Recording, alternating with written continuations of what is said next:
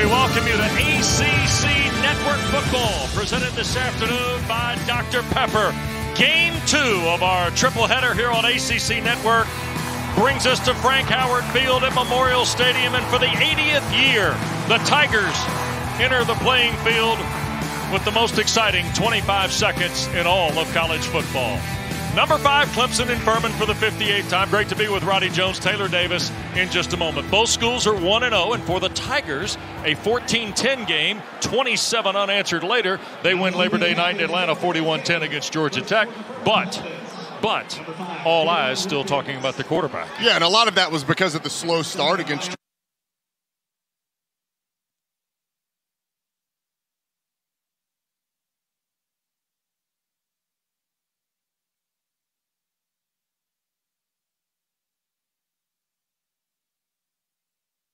power, and I thought from a leadership perspective, he just looked better commanding that offense, but he has to continue to get better.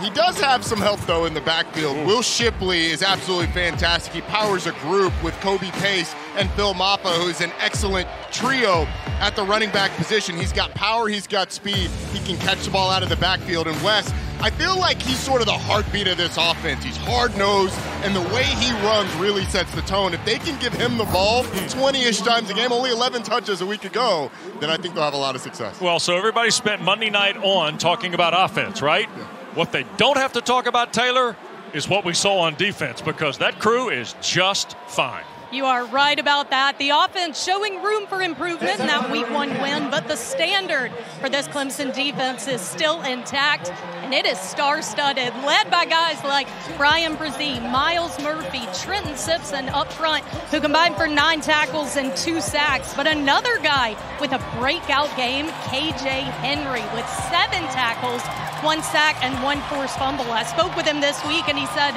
we have a responsibility as a Clemson defense, and what sets us apart is our depth, balance, and explosiveness. Guys, they know the expectations for this unit, and they have the pieces to reach it. Okay, Taylor, we're going to keep an eye on number 5 in the orange. Let's get Roddy Jones's food for thought, brought to you by Food Lion. Well, for Furman to keep it close, they have to play clean. You can't have turnovers, special teams mistakes, or blown assignments, and be a little unconventional. Maybe something on special teams, going for it on 4th down.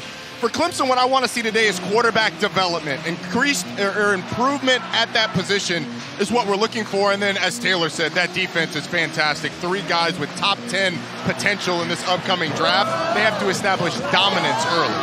Furman won the toss, so Clay Hendricks, their 6th-year head coach, elected to defer. Clemson will receive. It rained and rained and rained here this morning. So it is humid, but it's a very comfortable 70 degrees. Tigers have won the last 31 games in this series that dates back to Clemson's first football game ever, Halloween Day of 1896. And the kick will not be returned by Shipley. And here comes the young man from Inland Empire, California, Roddy, DJ Uiagalelei, who, and I thought you made an interesting point a moment ago, and a very fair one. His leadership the other night, I thought, was readily evident, especially when it was 14-10 and Clemson had to get some things done. The big question that Brandon Streeter and Dabo Swinney wanted answered is, how would he respond when they went through a rough patch in that game against Georgia Tech? Well, they went through it early, and the response was admirable. Now, he got helped out by special teams, but they don't apologize for that.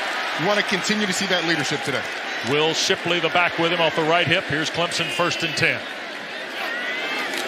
Opening play of the ball game, and this is Brandon Spector, who missed all of last year, picking up about 3 to the right side. Hugh Ryan, the safety. Bryce McCormick, who's playing with Braden Gilby, is one of those linebackers for Coach Hendricks and the Paladins. There's a look at Hugh Ryan. A lot of South Carolinians on the Paladin roster, and of course several as well on the Clemson roster. We'll be talking a lot about Palmetto State high school football throughout the afternoon. Here's Uiagalelei, quick throw, catch is made, and upfield again goes Spector. You know, Wes, it's passes like that are the frustrating ones. I mean, this is an easy toss out to the receiver, and it's low, so that Spector has to go down, then recover before he's able to make a play. The Clemson's on short rest, having played on Monday, but a fast start will go a long way towards helping them shake off some of that rust. Tigers hit almost 44% on 3rd down the other night in the win against Georgia Tech in Atlanta. Third and a half dozen for Uiagalelei. From the pocket with time, looking downfield. Bo Collins spins and is tripped up shy of the 30-yard line by Travis Blackshear. Old high school buddies from SoCal connecting there. Ends up being essentially one-on-one with Bo Collins against Travis Blackshear with a lot of room to work with, and DJ Uiagalelei makes a nice throw, leading Collins away from Blackshear in a big first down pickup. Just outside the Furman 30. Clemson's fourth snap of the day. And Shipley running right behind McFadden and Marcus Tate on the left side of that offensive line. Now, Roddy, that's an area, too, that a lot of people were very interested in Monday night, especially with the rookie Blake Miller drawing the start at right tackle. Yeah, there was some good, some bad, but ultimately you're going to want to continue to see development there, too. Yep, here is Shipley. Kind of showing you the straight-ahead attack. And stopped just shy of the 25, so third and about 5 for the Tigers on another McCormick tackle. You mentioned that offensive line, Wes. I thought their inability to run the ball consistently against Georgia Tech was one of those things that they're going to want to get corrected. Talked about Will Shipley in the open, but DJ Uiagalelei was a big part of that run game, too. A year ago, they averaged just under 168 yards a game, only 119 Monday night in Atlanta. Furman is a team that likes to play man coverage. Question is, how many safeties are they going to leave back to help? Looks like you're going to get some version of man, though. Uiagalelei looks left in the middle of the field. The ball is caught and Ngata, and he'll be tackled just short of the goal. They called it a touchdown or not? I never saw an official arm go up.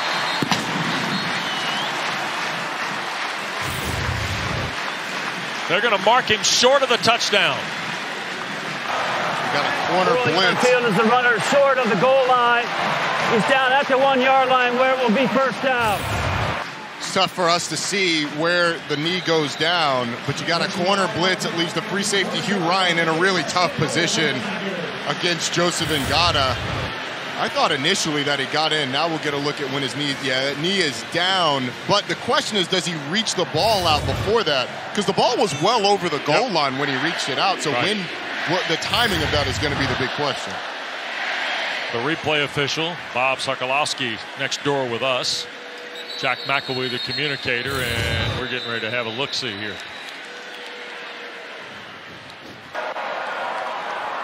Ruling on the field is that the receiver is short of the goal line. That play is under review.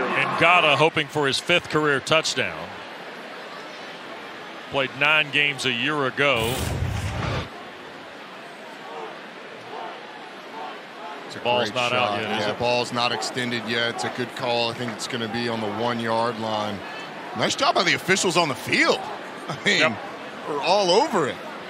Charles LaMartina is our referee today of this Atlantic Coast Conference crew, and he's having a look here.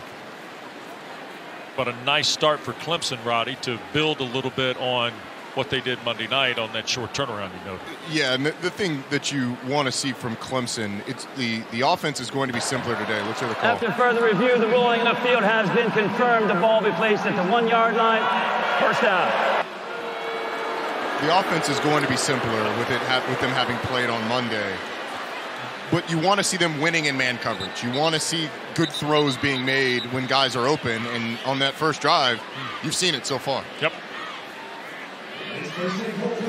So Ngata will be denied the touchdown. And it would have been the first TD pass, second TD pass of the year for Uiagalelei. Allen and Brenningstone, the tight ends.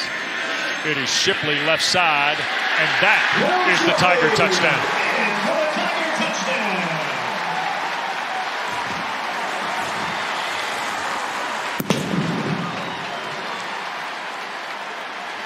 Ultimately, a good, efficient drive from Clemson.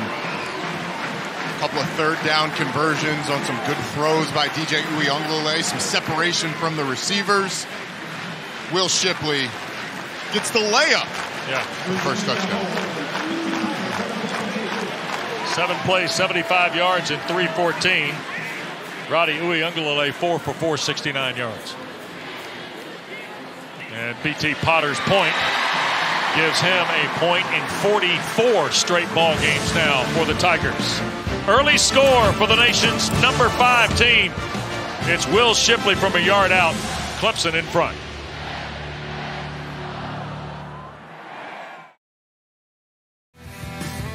ACC Network College Football is presented by delicious ice-cold Dr. Pepper, the one fans deserve. Well, Clemson is 72-1 under Dabo Swinney when they score first, and that's what they've done here this afternoon against Furman. And B.T. Potter set to kick it away.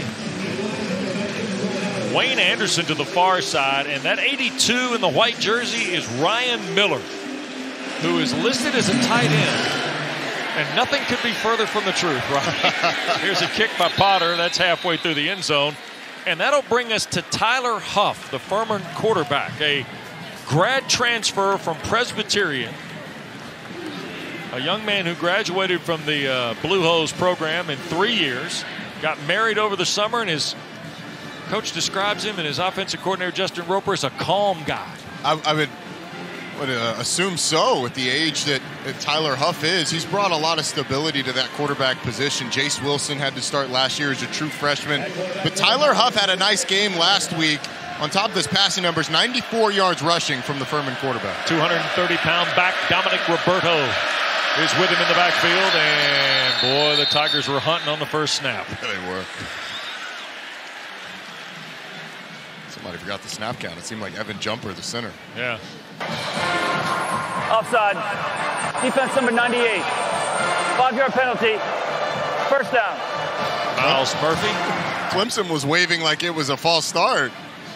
They were all starting to move that way, but it was called on, could have been called on anybody on that Clemson defensive line, but Miles Murphy is the one that goes down in the books. Murphy. Rook Orororo is on that defensive line today. Tyler Davis not going to play today for the Tigers. There's Orororo. The helmet of Huff comes off, and down goes the Furman quarterback. The play is whistled dead when the helmet comes off, by the way. And his helmet went all the way back into the end zone.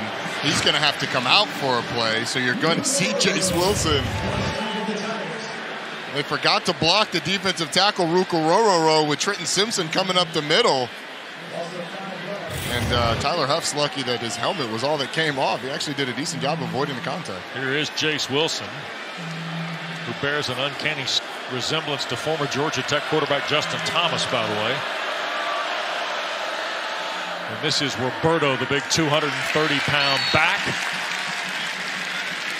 They had 6 touchdowns in their last 5 games a season ago, and Miles Murphy, the stop of Dominic Roberto from Fayetteville, North Carolina, who had 53 yards in their season-opening win against North Greenville a week ago Thursday. This is going to be a tough position for any team to be in this season. You've got Miles Murphy on one side, KJ Henry on the other, Brian Brzee in the middle. And there's always the threat of Trenton Simpson coming from depth. There's 3rd and 8.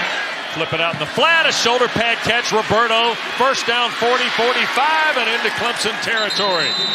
Goes the big back before Makuba gets him to the ground near the 46. Well, for years, Clemson has been a defense that waited until the last possible minute to get the call in and go. They're still wondering what the call is when Furman snaps the ball.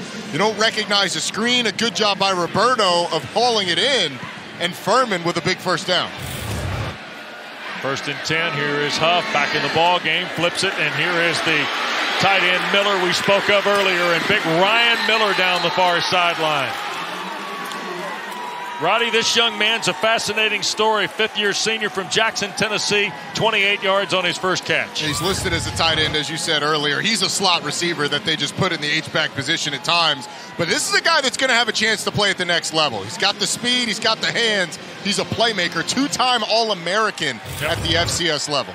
84th career catch for Miller. And the Paladins on the march now in the Clemson red zone on their opening possession. They were 5 for 5 there against North Greenville. Roberto on the right side. And finally brought to the ground by Simpson, just inside the 15. There is Wes Goodwin, Roddy, who I thoroughly enjoyed our chat with the young man in his first season as the defensive coordinator. Spent 4 years here as the defensive analyst. He's got a terrific football journey to get to this spot.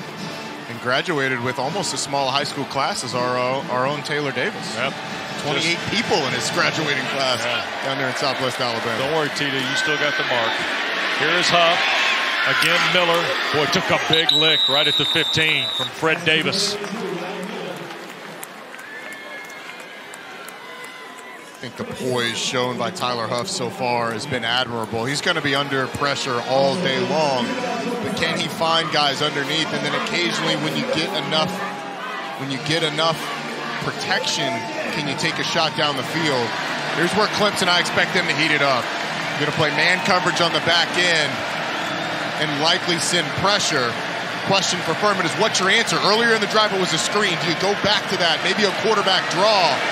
Try and get the legs of Tyler Huff involved. They took Gissinger, the blocking tight end, out. They put 3 to the right. Here's the throw and catch to Shiflett, and that goes nowhere. He got hit. Simpson was in the fray for the Tigers. And Luke Shiflett, another fifth-year senior for Clay Hendricks, can't do anything with it. And a field goal try now coming. And Axel LaPro, a redshirt sophomore who hit an 18-yarder last week against North Greenville, will try one here. Right at 30 yards. And the kick is good. So Furman on the board with just under 8 minutes to go in this first period of play. Clay Hendricks' team trails 7-3 from Tiger Town.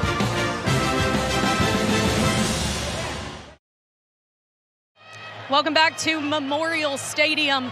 This Clemson team is playing for something much bigger than football. Defensive tackle Brian Brzez's 15-year-old sister Ella is battling brain cancer. The team named her honorary team captain before today's game, and Brian led the team through Tiger Walk today, all sporting these Ella Strong t-shirts. Those same words can be found tattooed and taped on Brian's arm. Words that he says are a constant reminder to keep going, something he learned from his sister. And of course, the entire Clemson community and all of us are sending our thoughts and prayers to Ella and the Brzez family. Guys. Yeah, Taylor, wonderful. And thank you for sharing. And Roddy, this is impacting Clemson in a way, and Dabo Swinney shared with us yesterday, in a way that, you know, they're trying to rally around their guy, Brian Brzez, as much as they are his family. Yeah, this is where Clemson is at its best, Les. It is a family around here, and you can feel it when you're on campus in the way that they have put their arms around the Brzez family, around Brian and around Ella. It's really cool to see, because this is what college football can be at its absolute best. Yep, and you see Nick Eason, who's in his first year, former Tiger great, coming in from the NFL now and coaching defensive line. We will be playing for a lot of things this year, but this one will be at the front of our hearts. I've met a lot of tough people in my life, but Ella Brzez is the real deal. What a moment there. Phil Maffa has come in. And Uiagalelei will hand to the big back. And a yard or two from Maffa. Roddy, this brings us back to this offense, and there's Brian on the bench. And as Taylor said, we're all with you, big fella. This is the question about this run game, and you hit it on the top. It's Moffitt, it's Pace, it's Shipley. Now, he's RB1. Shipley's the guy. But this guy right here can change things a little bit. Yeah, he certainly can. He's physically talented, got all the reps in the spring. The question is, will the offensive line open up enough room to help? DJ spins it here to the near side, and E.J. Williams the catch. First down to the 40-yard line before the Paladins make the play with Jalen Miller, the linebacker. Young man from Burns High School in Duncan, South Carolina, in the Paladin linebacking group. 13-yard throw from Uiagalelei, off to a good start. That's Brenningstool, the tight end, in motion.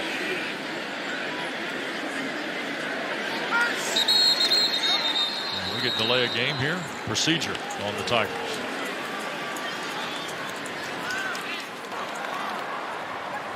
Full start.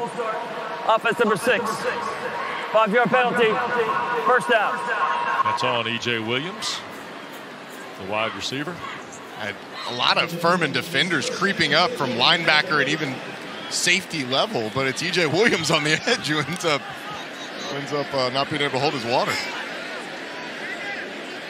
So 1st and 15 after the penalty on Clemson.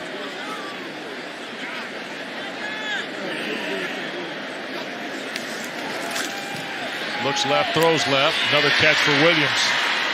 Up the field and pushed out of bounds near the 46-yard line by Dominic Morris. All freshman pick a year ago when he started 2 of 9 games and had an interception for the Paladins. But back-to-back catches for Williams. And that throw is such an integral part of keeping this offense on schedule. I mean, how many times did we see Trevor Lawrence just raise up and sling it out to Justin Ross for an 8-yard gain on first down? True. 2nd and 4, and Maffa will get the first down, breaking the midfield line to the Furman 49-yard line. Now, the one thing you don't have to question about Uiagalelei is the arm talent. No, absolutely not. And he doesn't have to make the wow plays every single time. If he can complete the throw that we just saw to E.J. Williams, if he can do that 99% of the time, easy access throw, just an out to the field, that makes this Clemson offense significantly better just by making that throw. Here's Maffa reaching again, picks up 4 for sure on first down.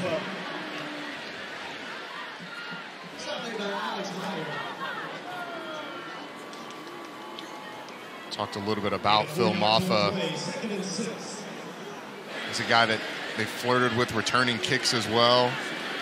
And they're really excited about this entire running back room, but Dabo Swinney kind of lit up when he talked about Phil Maffa yesterday. Yeah, sure did. There's Uiagalelei in trouble now, moving away from the pressure, and the big fellow runs with it. First down and more, and diving toward the 30-yard line. And I think that's what you talked about at the top as being a difference maker from a year ago. The whole thing, Wes, he was physical in the run game a week ago, which you love to see, but he looked light on his feet just then. And my favorite thing about this run, not only are the missed tackles or the broken tackles, but the getting up with the passion and signaling the first down. Love to see that fire. Here's a throw over Williams' head, incomplete. First incompletion of the afternoon for Uiagalelei. You got to back it up hitting a layup, though. And that's a layup there on the sideline. I get you fired up, but settle down, hit your receiver on the sideline, keep the rhythm going of this offense. That's the frustrating thing, but the leadership, the passion that we saw a week ago and that we've seen earlier in this game, we didn't see a lot of that last year. 6 for 7, 93 yards for DJ Uiagalelei. Davis Allen in motion. This is Maffa again, and Phil Maffa falling toward the 27. Bryce McCormick, the linebacker, making the play. And here's another 3rd and medium situation for the Tigers. So Furman has tried to bring pressure on a couple of 3rd downs here. Some substitutions coming. If I'm Furman, you might try dropping 8. See if you can clog up windows for DJ Uiagalelei, because with man coverage, the receivers have been winning and DJ's been putting it on the money. Make DJ go through his progressions and find the open receiver in zone. That's Antonio Williams wearing 0 for Clemson. He's in the slot right. Uiagalelei across the middle. Williams on cue. First and goal. Nope, going to be ruled incomplete. They're going to call him down at the 8 before the ball popped out. Jack Rhodes, the nice hit for Furman here on Antonio Williams. Antonio Williams was a big bright spot a week ago. I think that's the right call, calling him down. Yep, knee hit at the 8, and we're going to have a review. Previous play of a catch is under further review. Okay. So our second review of the opening period with Clemson leading by 4 at 7-3. Roddy, you mentioned Williams. I guess the most fascinating part, and we'll get another look here. So the big thing you're looking for is, does he control it? Does he maintain control? The ball obviously comes out.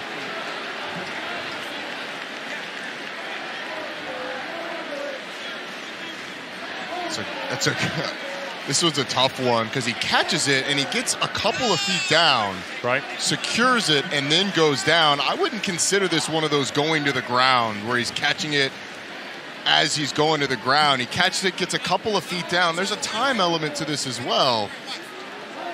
Because it's called a catch on the field, I would say at the bare minimum this stands. You're putting your record on the line here. Absolutely. You have to, man. I got to take a stand here, and I'm going to stand on the side of stands. After further review, the ruling the field has been confirmed. Oh, confirmed. Touchdown Clemson. That counts. That counts. I was on the right side of history there. You remain undefeated in week 2. What's that, 2 reviews, 3 reviews? 3 reviews. We didn't have one last week. You had one. So we're 2 for 2. You had one in week 0, as I recall. Yeah, got that one. Yeah. Not that we keep score on these things. No, but we do. Yeah. But so Furman did go zone. Right. DJ found Antonio Williams, who was a big bright spot for him last week. It was a nice job by the Clemson quarterback. 10th play of the drive is 1st and goal at the 8. Maffa staying in the ball game. Big back gets a carry. Look at the collision at the 2. Took 3 white shirts. Braden Gilby, the linebacker, was the lead guy in the fray for Clay Hendricks Paladins. It's a pretty good job by Furman of rallying after the initial collision. It's going to take a village to bring down Phil Maffa today, and a village showed up. Came into the ball game, 76 career carries, 320 yards, and 3 scores. It just feels like he's had more of an impact. We saw him 2 springs ago, and he was dynamic in the spring game then. 2nd and goal. Uyunglele waits. Brenningstool touchdown.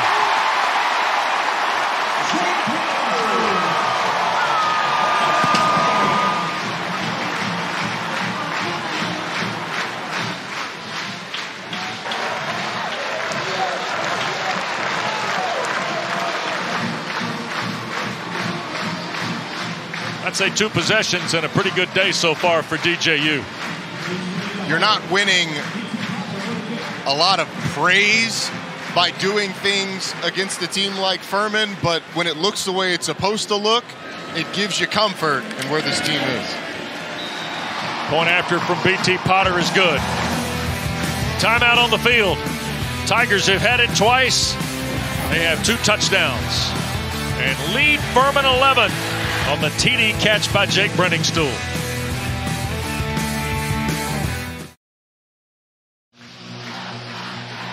Based on current events, Roddy, it might be a long day for the Tiger. Hope the Tiger was working in the offseason, because if you haven't, it's going to catch up to you today, Tiger.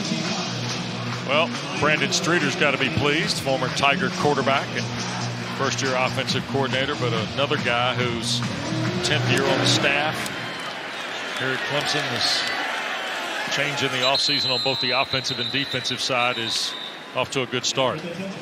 Well, this is game 2 of our ACC Network triple header. Don't forget, we got more football for you tonight. 2 games now. Western Carolina, GC5 lines up on his alma mater tonight. Yeah, 7 o'clock at Bobby Dodd with John Schriffen, Rini, and Golia. You can see that on ACCNX. And then meanwhile, Tim Hasselback, Dave O'Brien, Kelsey Riggs, ACC Primetime Football. BC Virginia Tech tonight at 8. Worsham Field at Lane Stadium, Roddy, on ACC Network. That feels like a big game, Wes. And let me tell you, it's 2 offenses that are in a rough spot right now. Here's a reverse, and this is the wide receiver, Wayne Anderson, picking up about 5 before Trenton Simpson chases him down. Going back to that Virginia Tech Boston College game tonight, Boston College's offense was pretty good if they got the ball to Zay Flowers, but if Phil Dracovic couldn't, I mean, they gave up so much pressure a week ago. And Virginia Tech's defense was really good at creating it. The question for Virginia Tech offensively is, can you find somebody other than Keyshawn King and not turn the ball over? Tyler Huff trying to get it on the perimeter, and that's intended for Miller. He makes the catch, falling down at the 32. The hit of Jalen Phillips. Well, and here's the other thing. The loss of Christian Mahagan in the offensive line, we thought it was big. And last week, what, Roddy? 28 carries, 29 yards in the run game? Yeah, not to mention for BC. Yeah, and the constant duress for Dracovic. Now, that BC defense played well, which makes me think that points are going to be at a premium tonight. Yep. And what do we get here? Procedure on Furman. Too many guys moving at once, maybe. False start. Offense number 67. 5-yard penalty. 3rd down. That's Anderson Tomlin. Big fellow from Mountain Brook in Birmingham, making his 18th start in the preseason All-Southern Conference. They got 2 preseason All-Conference players in this line. Tomlin at the left tackle. Pearson Toomey is the right tackle. Also preseason All-Conference. Furman's in the top half, top third, if you will, of the Southern Conference in the preseason. Clay Hendricks' team looks like they might be. Now they get East Tennessee State next Saturday. Chattanooga, one of the preseason favorites as well in the SoCon. Here is Huff ripping it, and Anderson the catch. Is that going to be enough for the first down at the 36? Is the question on the grab by Wayne Anderson. It's a good route by Wayne Anderson, running it past the stick, so when he comes back down the stem to catch that football, watch him push past that 35-yard line so that when he has to come back, he's able to get the first down. It's good execution by the former running back. See, running backs can run routes too. Well, he was moved to wide receiver in the spring. Oh, yeah, we still claim him. The running back room still claims him. After better than 300 yards rushing a year ago. This is Devin Abrams around the edge. 9 yards on first down for Abrams. 5th-year senior for the Paladins from Pensacola, who had 49 yards on 6 carries in the win against North Greenville. It likely will be, if Furman wants it to be, the final play of the first period. This Furman team has come out with a good plan offensively against Clemson. The Clemson defense hasn't been as sharp as maybe we expected. Furman's been able to take advantage of a couple of things. The aggressiveness of that front, playing with some tempo, they would find some plays. And that is the end of quarter 1 here at Frank Howard Field, Memorial Stadium. A little overcast Saturday afternoon, but Clemson's had it twice and a pair of touchdowns. One on the ground from Shipley, and a moment ago, Brenningstool's 2nd career TD grab.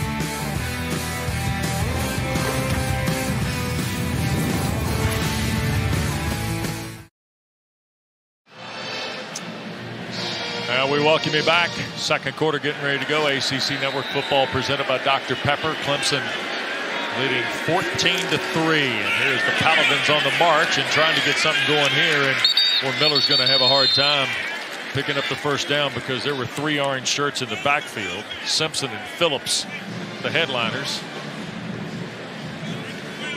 Get the ball to your best player, right? Yeah, and that was a smart thing to do. But for Clemson, that play was made by Fred Davis, number 2 in orange. Was excellent setting the edge, and I thought these Clemson corners last week against Georgia Tech did the same thing. They played physical. A lot of that's because of the competition. Fred Davis, Sheridan Jones, and Nate Wiggins. That's 3 guys fighting for 2 spots. You better be physical out there on the perimeter. Yep. In motion, they're going to hand the ball to Anderson. He's trying to get to the corner, won't get there. Jeremiah Trotter Jr. And just like the old man, when he gets to you, he's got the hammer with him. Some guys are finesse tacklers and some guys are punishers, and Jeremiah Trotter is an absolute punisher. He's not going to get as much publicity this year because of the 2 guys standing next to him, Trenton Simpson, Barrett Carter, the guys up front, and then the guys behind as well. But he is one heck of a player there in the middle of that defense. 6 plays, and here is the punt. This is Ryan Levy toward Will Taylor, who's going to let it hit, and it checks back toward the Furman end of the field and down right around the 31-yard line. Wes, DJ Uiagalelei so far in this game has been pretty sharp, and I think that with him coming out and the performance that he's had so far, it's really encouraging for Clemson fans for a couple of reasons. One, he's well protected and there's nobody around him, but this was on a 3rd down play down the field to Bo Collins. This another 3rd down with the blitz coming off the edge from the corner, identifies one-on-one with the safety and finds Joe Ngata, and then Jake Brenningstool, an easy pitch and catch out there in the flat. DJ Uiagalelei looked pretty sharp early in this one. Shipley's back in the ball game, and on first down gets hit right at the line of scrimmage. Evan DiMaggio, the tackle for Furman. Taylor. Yeah, guys, I thought it was interesting when we spoke with Dabo Sweeney this week, and he said last year DJ's focus was leading the offense. This year, it's about leading the team. And I asked Will Shipley about it, and he echoed that. He said, when 5 talks, people listen. And he also said he hasn't always been a talker. But, Roddy, you even noticed that on the field last week. Yeah, I did. He was chirping with some of those Georgia Tech guys after some plays. Back foot throw, Collins a catch. And that shows you his physical size because Jalen Miller was right around him.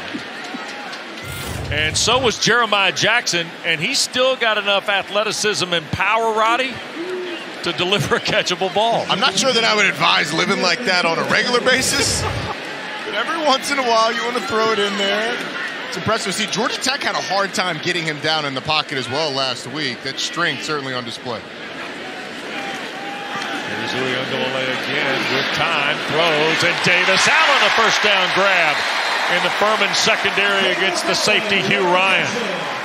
23-yard throw and another Tiger first down. Look, when he airmails it, you got to talk about it, but when he makes a great throw, you got to talk about it as well. Look at the ball placement here. Davis Allen has a guy on his back, so he throws it high and outside where only the tight end can catch it. It's a heck of a throw by 5. Tigers right to the line of scrimmage. He fits it in a tight window that time, and the grab made by Brandon Spector. It'll be a pickup of right at 5 on first down. Roddy, we got into a little quarterback talk yesterday with Dabo Swinney and with Brandon Streeter about climbing the pocket, right? Uiagalelei, 2 guys around him. He gets the throwaway to Collins. If he steps up in the pocket, is that what they're talking about? You got to go ahead and climb the pocket there? Yeah, you have to trust it. The instances that they pointed out last week, he drifted when he had a solid pocket up the middle. That's really where you want to live, climbing up towards the line of scrimmage. Shipley on second down will leave it a yard shy of the first. 11-12, 148 in the score so far for the Big Cinco from Inland Empire. And by the way, the times we've been around him, a very likable young man. Very likable. Yep. And is fairly, or I think fairly, but sometimes unfairly, come under criticism over the course of his career. I mentioned in the open, there is a standard at quarterback at this institution that is as high as any standard in the country. And today, he looks like he's living up to it. Yep. There's Shipley. Look at Furman rallying the ball. I don't think Will Shipley got there. In fact, Jack Barton and Jalen Clark were right there. Bryce Stanfield, another impactful freshman a season ago, also helping out, I think. With the linebacker running through Walker Parks, Will Putnam is a little bit late coming off the double team. He's going to set up a fourth down. Clemson going for it. Yep. Tigers 1 for 1 on fourth down, 9 of 16 a year ago. Uiagalelei going to spin around the corner. He's got the first down, little side shuffle, and falls to the 28.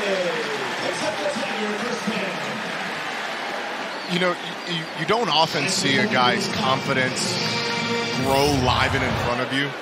But we didn't see runs like this last year. We didn't see plays like this. We didn't see the improvisation. We didn't see the stop and start. He's playing like a guy early in the season. Let's say second half of last week, or I guess earlier this week on Monday, and through this game, he's playing like a guy that has confidence and isn't afraid to trust himself on the field. First and 10, ball at the 28. Wanted to throw the lob. Now will for Ngata. And that'll be the second miss of the day in the throw game for Uiagalelei. And there is a marker at the 10. Gonna get a hold. Yep. Late flag coming from the far corner against Micah Robinson. Pass interference. Defense number 14. 15-yard penalty. Automatic. First down. There is Clay Hendricks saying to Robinson pass interference, and that goes back to Roddy playing clean for Furman today. You can't have the penalties. There was a little bit of hand fighting early on, a grab around the waist as that pass was released that continued into the shot that we saw. DJ now will tuck it and run, try to get to the perimeter. A stiff arm on a man, and then a flag is thrown in as Uiagalelei steps out around the 7. Now is the flag back behind the play. Maybe on the freshman Miller. We'll see. Furman thinks it is. Maybe on DJ Uiagalelei abusing a defensive back. It was like a Josh Allen stiff arm. We'll have to check the book if that's the call. Holding, offense number 10. 10-yard penalty from the spot of the foul. Repeat, first down. And got him. Just was like, they don't give me a touchdown. Now they call for holding. They got something against me, coach. Coach.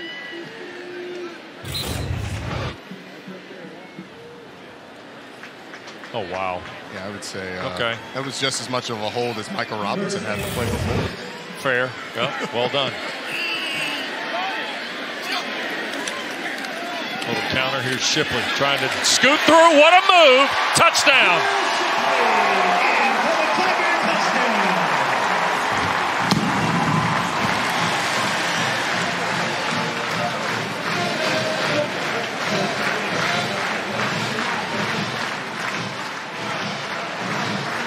Sixth time in Will Shipley's young career he's had a multi-rush touchdown game.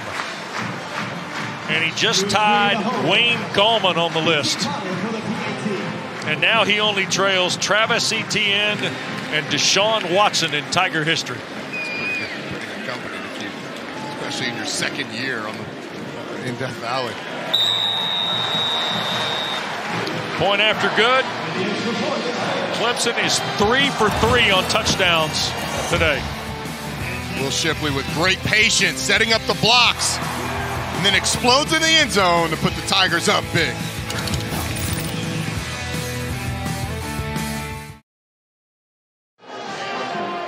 Well, Shipley has got the 6th career multi-rush touchdown game. He's got 2 of Clemson's first 3 scores here today. You see the Tigers scoring summary and drive chart. I should note that the Etienne 19, the Watson 7, and now Gallman and Shipley tied at 6 have all been, Roddy, since 2013. Yeah, I would assume C.J. Spiller got to be on some list of that somewhere. Well, you and C.J. Spiller can't get away from one another, but here's the replay. Well, it's a great job. It's a little guard H-back counter with an X crack. You get Bo Collins coming in, cracking on the linebacker. The biggest thing that you saw there was a hat on a hat. You get a great job by Davis Allen coming around, locking on.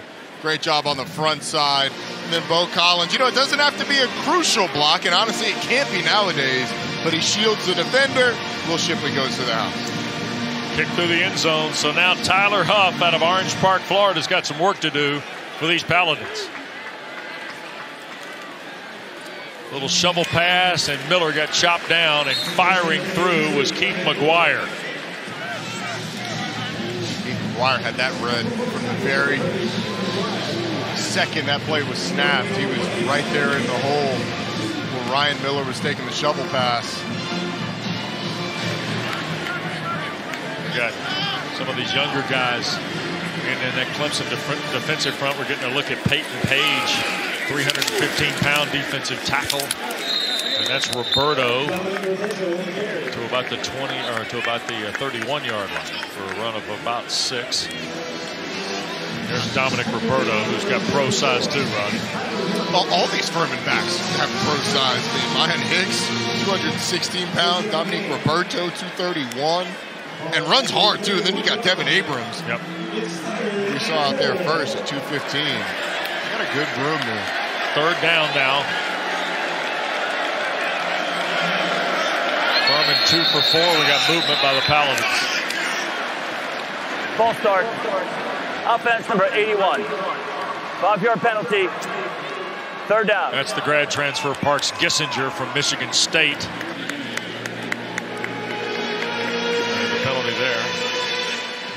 For those wondering, our referee, Charles Lamartina, did eventually get the 3 fingers up to match the 3rd down.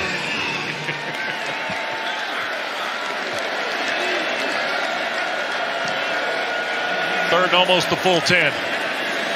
Huff got away from Maskell, now going to turn it upfield and take a big lick right in front of the down to make, or the line to make, and Tyler Venables made him pay the price for the 1st down.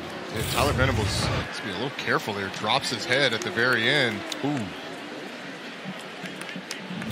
Quarterback, while he is a runner there, so he's not a defensive player, and I don't think Tyler Venables got his head down enough for it to be crown of the helmet, but that one was close. It was headed that way.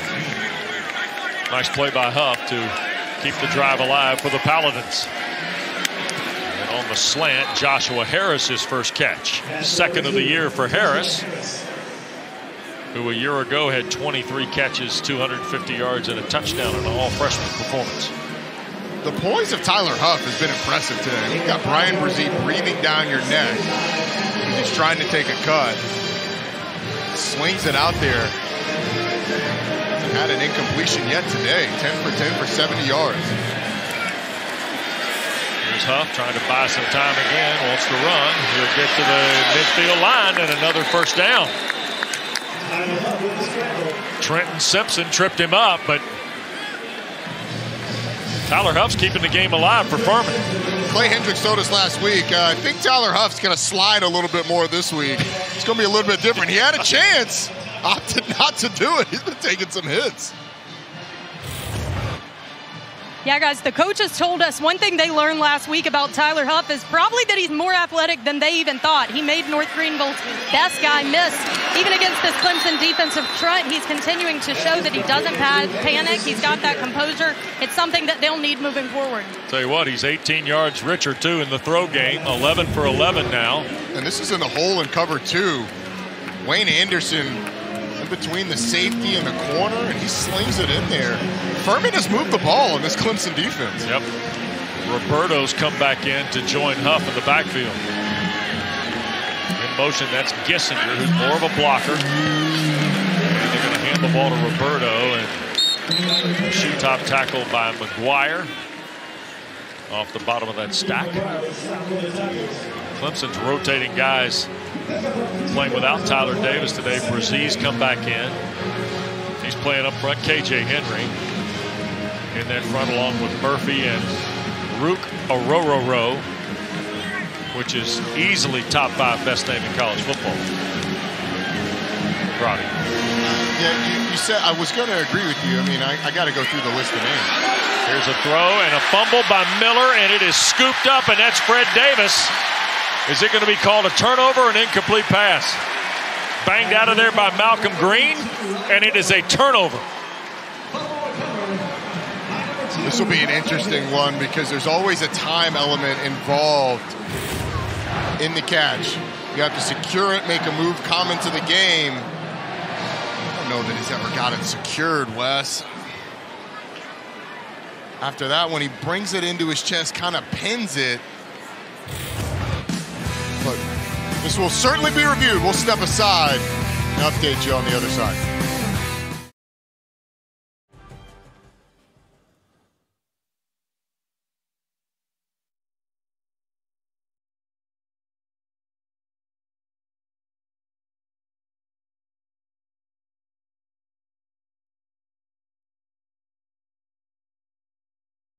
And it was. Brandon Streeter, the offensive coordinator for Clemson, told us he wanted Cade Klubnik to get a drive in the first half. He wanted it when those Furman starters were still in the game, but that wasn't going to happen unless the game was under control. See the stats, #1 quarterback in the country coming in, and everybody's favorite, the backup quarterback. Yep. Klubnik, first down, give pace. Here's Kobe on second. First down and more to the 24 goes Kobe Pace before Ama Achina, the redshirt freshman at linebacker, makes a play for Furman. Now, here's the deal with Klubnik. He's also playing with the #1 O-line here and #1 guys around him, Roddy. Yeah, it gives you a really good evaluation of where he is. He had a really impressive drive a week ago. Felt like he injected some energy into that offense. 1st and 10. Klubnik to his right and offline. Intended out on the perimeter for Antonio Williams. And as good as he looked a week ago, Georgia Tech was well out of the game, and I'm not degrading at all what he did, but you do want to see him in one of these situations where the defense is still fairly fresh, where the offensive line is still in, game plan is basically still intact on both sides. Here's Klubnik. Looking downfield, and Gada's out there, but he runs out of real estate. Flushed into the bench area by Emmanuel Adebayo. thought he had a little bit more time in the pocket than maybe he initially anticipated. But you saw color coming through, and they're starting to peak, so I don't blame him for bailing on that one. But it creates a 3rd and long situation. Clemson's been in this situation a number of times. Man-to-man a lot on these 3rd downs. Tigers are 4 for 5 on 3rd down today. Rolling to his right, looking down the field, got to cut it loose, and he runs out of bounds. And got knocked out of bounds near the 21. Xavier Stevens was the guy chasing him. And you see Walker Parks go get his quarterback out of the visiting bench. The big right guard.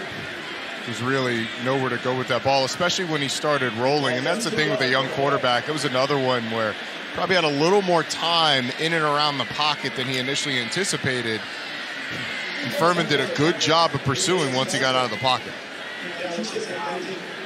So Callie Chizik, the son of the former Auburn head coach, now Carolina defensive coordinator Gene Chizik, who had a pick 6 in their opener a week ago Thursday here on the punt return off the Aiden Swanson kick. And Furman going to start right around its 46. So the fumble, recovery by Davis, nothing for the Tigers.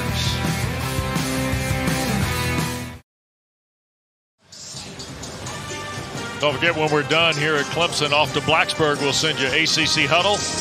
Jordan Cornett, Eric McLean, EJ Manuel, Coach Rick, Daddy Royal. Whole crowd on hand for BC Virginia Tech, which comes up tonight at 8. But they'll give you the analysis, highlights from what's already been a pretty busy day. 5 finals already in the ACC. ACC's off to a pretty good week. Here's Huff, and in and out of the hands of the tight end Miller. First miss of the day for Tyler Huff. First bad throw. It's just behind Miller. He had Miller open. We kind of alluded to it earlier. Listed as a tight end is Ryan Miller.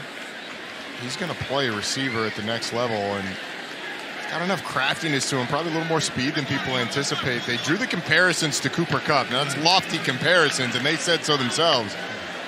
But smaller school guy that they think can catch on. There's the give to Abrams, and he will break through. That's one of the best runs of the day for Furman from scrimmage. Right at 14 yards for Devin Abrams. Probably one of the best non-Tyler Huff runs. Right up the middle, Brzee goes up the field. They trap him, take 11 out of the game, out of the play. And procedure coming next on the Paladins. Well, Furman's under the direction. They've got a first-year offensive coordinator. Full start. Offense number 67. 5-yard penalty. First down. 4th penalty of the day on Furman for 30 yards. Justin Roper is the offensive coordinator for Clay Hendricks. Came over from Bob Chesney's Holy Cross program, and Roper grew up in Metro Atlanta. His dad played football at Georgia Tech. And he played both collegiately at Oregon and then at Montana for Bobby Houck toward the end of his career.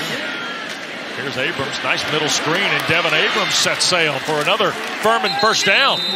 Down to around the 25-yard line before finally Keith McGuire makes the tackle. As Justin Roper getting the signals to his team. He's got to feel pretty good about where Tyler Huff and the offense are going here. Absolutely. He's got to feel good about the execution of his grad transfer quarterback. And Wes Goodwin's kind of looking for some answers here. I said, between the 30s, Furman's really moved the ball pretty well. Yep.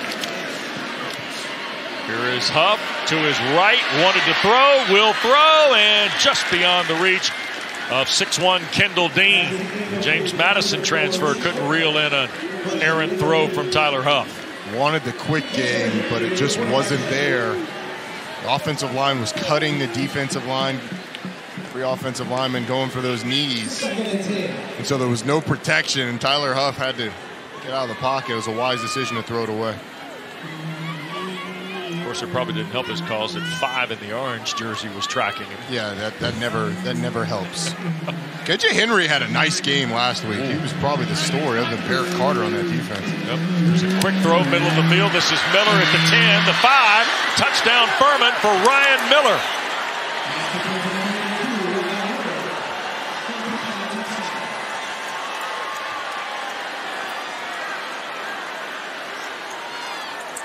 And the Paladin faithful see Huff and Miller connect for the score.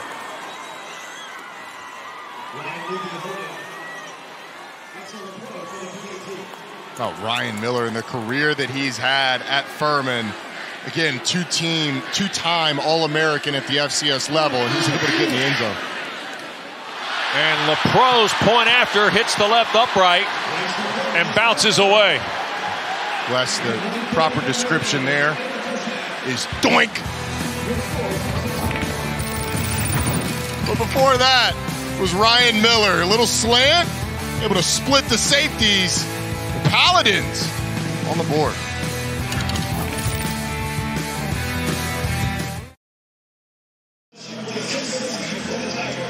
25-yard touchdown catch from Ryan Miller off the throw from Tyler Huff, and it's a 12-point lead for Clemson, under 2 to go, and there'll be no return by Will Shipley. All 3 timeouts waiting for Dabo Sweeney here, Roddy, but another look at the score. Yeah, Trenton Simpson's going to come off the edge. Ryan Miller pushes up. There's way too much cushion between he and Tyler Venables. Once he gets the inside, able to catch that ball, he splits Ian Makuba and gets into the end zone. With Simpson coming, Venables has to be over the receiver so that he can play that a little bit more squarely and not have that much cushion. And looks like DJ Uiagalelei is going to come back into the game and take this 2-minute drive for Clemson. Yep.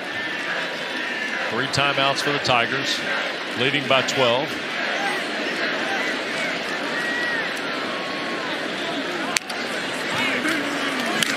First throw right here for Ngata. A stiff arm gets into the 35 and out of bounds for a first down against Micah Robinson. This is one of those great situations for your program, for your starting quarterback to have. A 2-minute drive, got all your timeouts.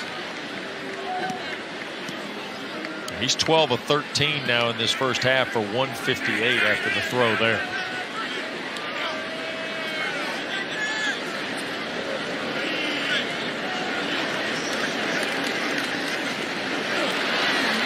Sling it on the perimeter, and Pace can't hang on. Incomplete. There were footsteps in the neighborhood too. It's a pretty good arm angle by DJ Uiagalelei. Little drop down. Yeah, we had to go sard arm. Sometimes when he has to reset his feet in the pocket, that's where the fundamentals sort of start to break down. But he's got the arm skill to do stuff like he did just then, whip it around the defender. So a 2-by-2 look here on 2nd and 10.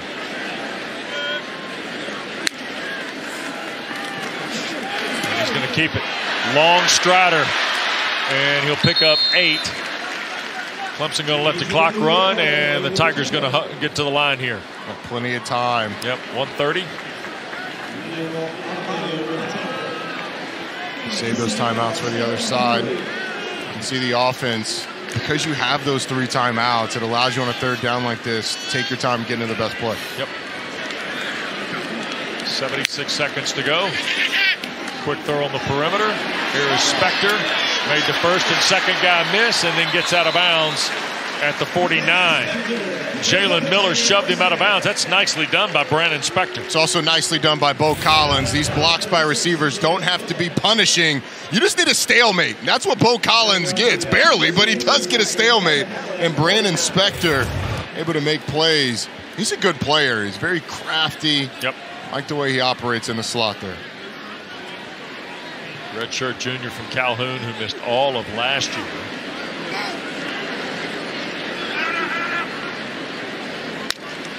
Another 2-by-2 look for Clemson. Uiagalelei going to take the deep shot, looking downfield for Collins. There were 2 white shirts there.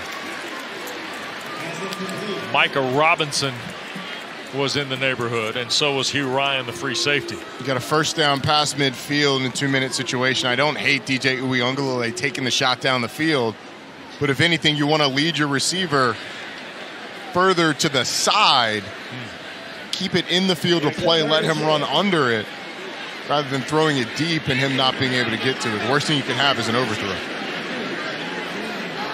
2nd and 10.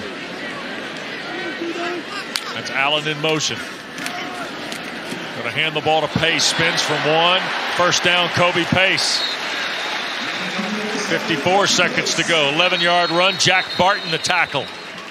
And there is a Clemson timeout, Roddy. Clemson takes their first charge timeout of the half. This is a 30-second timeout. Check out the balance by Kobe Pace on that run. I mean, Jalen Miller just bounces off of the glutes of Kobe Pace as he's spinning around. It was a pretty impressive run. Hey, don't forget, we've seen some amazing fans across the ACC through the first couple of weeks, and now we need your help this fall. ACC Network wants to experience each sport your perspective. So snap a picture, take a video, tag it with the hashtag #AllTheDevotion, and post it to your social. You might see it on ACCN. You done that yet? Have not, but we see you on ACC. We could do it here. Yeah, we could. We should. Yeah, I've seen a lot of people. Yeah, we have. Great crowds, even with the hard rains this morning here in the upstate. There's never a doubt in this place that you were going to get a good crowd. Never a doubt. No, you're right about that. Out of the timeout, Clemson 2 left and a first down at the 38. Antonio Williams to the slot on the left. Uiagalelei to his right. Back across the body. Caught Antonio Williams. 15-yard line and a leaping catch by the rookie from Irmo. Williams just works to find space. His quarterback's in trouble, just slowly drifts. And again, with DJ Uiagalelei, I wouldn't live that way a lot, but he gets away with it, throwing late back over the middle. Quick throw, inside cut, E.J. Williams to the goal line. 30 seconds left to go. Clock stops there, and Clemson's going to take a timeout. Travis Blackshear saves the touchdown. Clemson takes their second charge timeout of the half. This is a 30-second timeout. Roddy, I'll be honest with you. I think Five's answering a lot of questions in this first half. I think he is having the type of performance that calms some of the heat that's going on around that position. I agree. Now, the question coming in about accuracy, about his ability when the pocket breaks down a little bit, those are still going to be there until you have the body of work to prove it. But this is what you want to see. And when it looks like what it's supposed to look like, it gives people a little bit of a chill pill when you got the 5-star freshman who's the #1 quarterback in the country behind you. Well, and here's the thing. 4 performances a year ago of more than 200 yards, and people were up in arms. Well, he's 2 for 2 in 200-yard performances so far this year, and it's first half ball here today. The fact that we're comparing 200-yard performances kind of shows you where he's been. Right. That position needs to be up in the high 2s, getting into the 300-yard performances on a regular basis. So here's first and goal with a half minute to go. Clemson still has 1 timeout.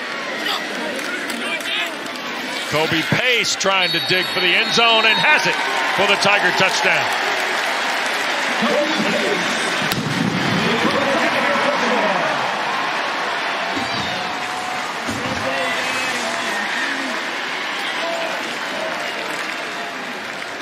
Wes, every single drive that DJ Uiagalelei has been in there, this offense, while it hasn't been overly explosive, has been meticulous in its drives down the field. It's been efficient, I should say, in its drives down the field. You're not going to get awards for your performance against an FCS opponent, but when it looks the way it's supposed to look, it can leave you feeling very, very good. And this Clemson offense has looked the way it's supposed to look against Furman. 9 plays, 75 yards in less than 90 seconds. Kobe Pace's 1-yard run, his first touchdown of the year. And Potter punches through the extra point. Uiagalelei 4 for 6 and 55 yards on the drive too, Roddy. Just kind of what we expect today. I mean, he's been on it. Go back to the touchdown.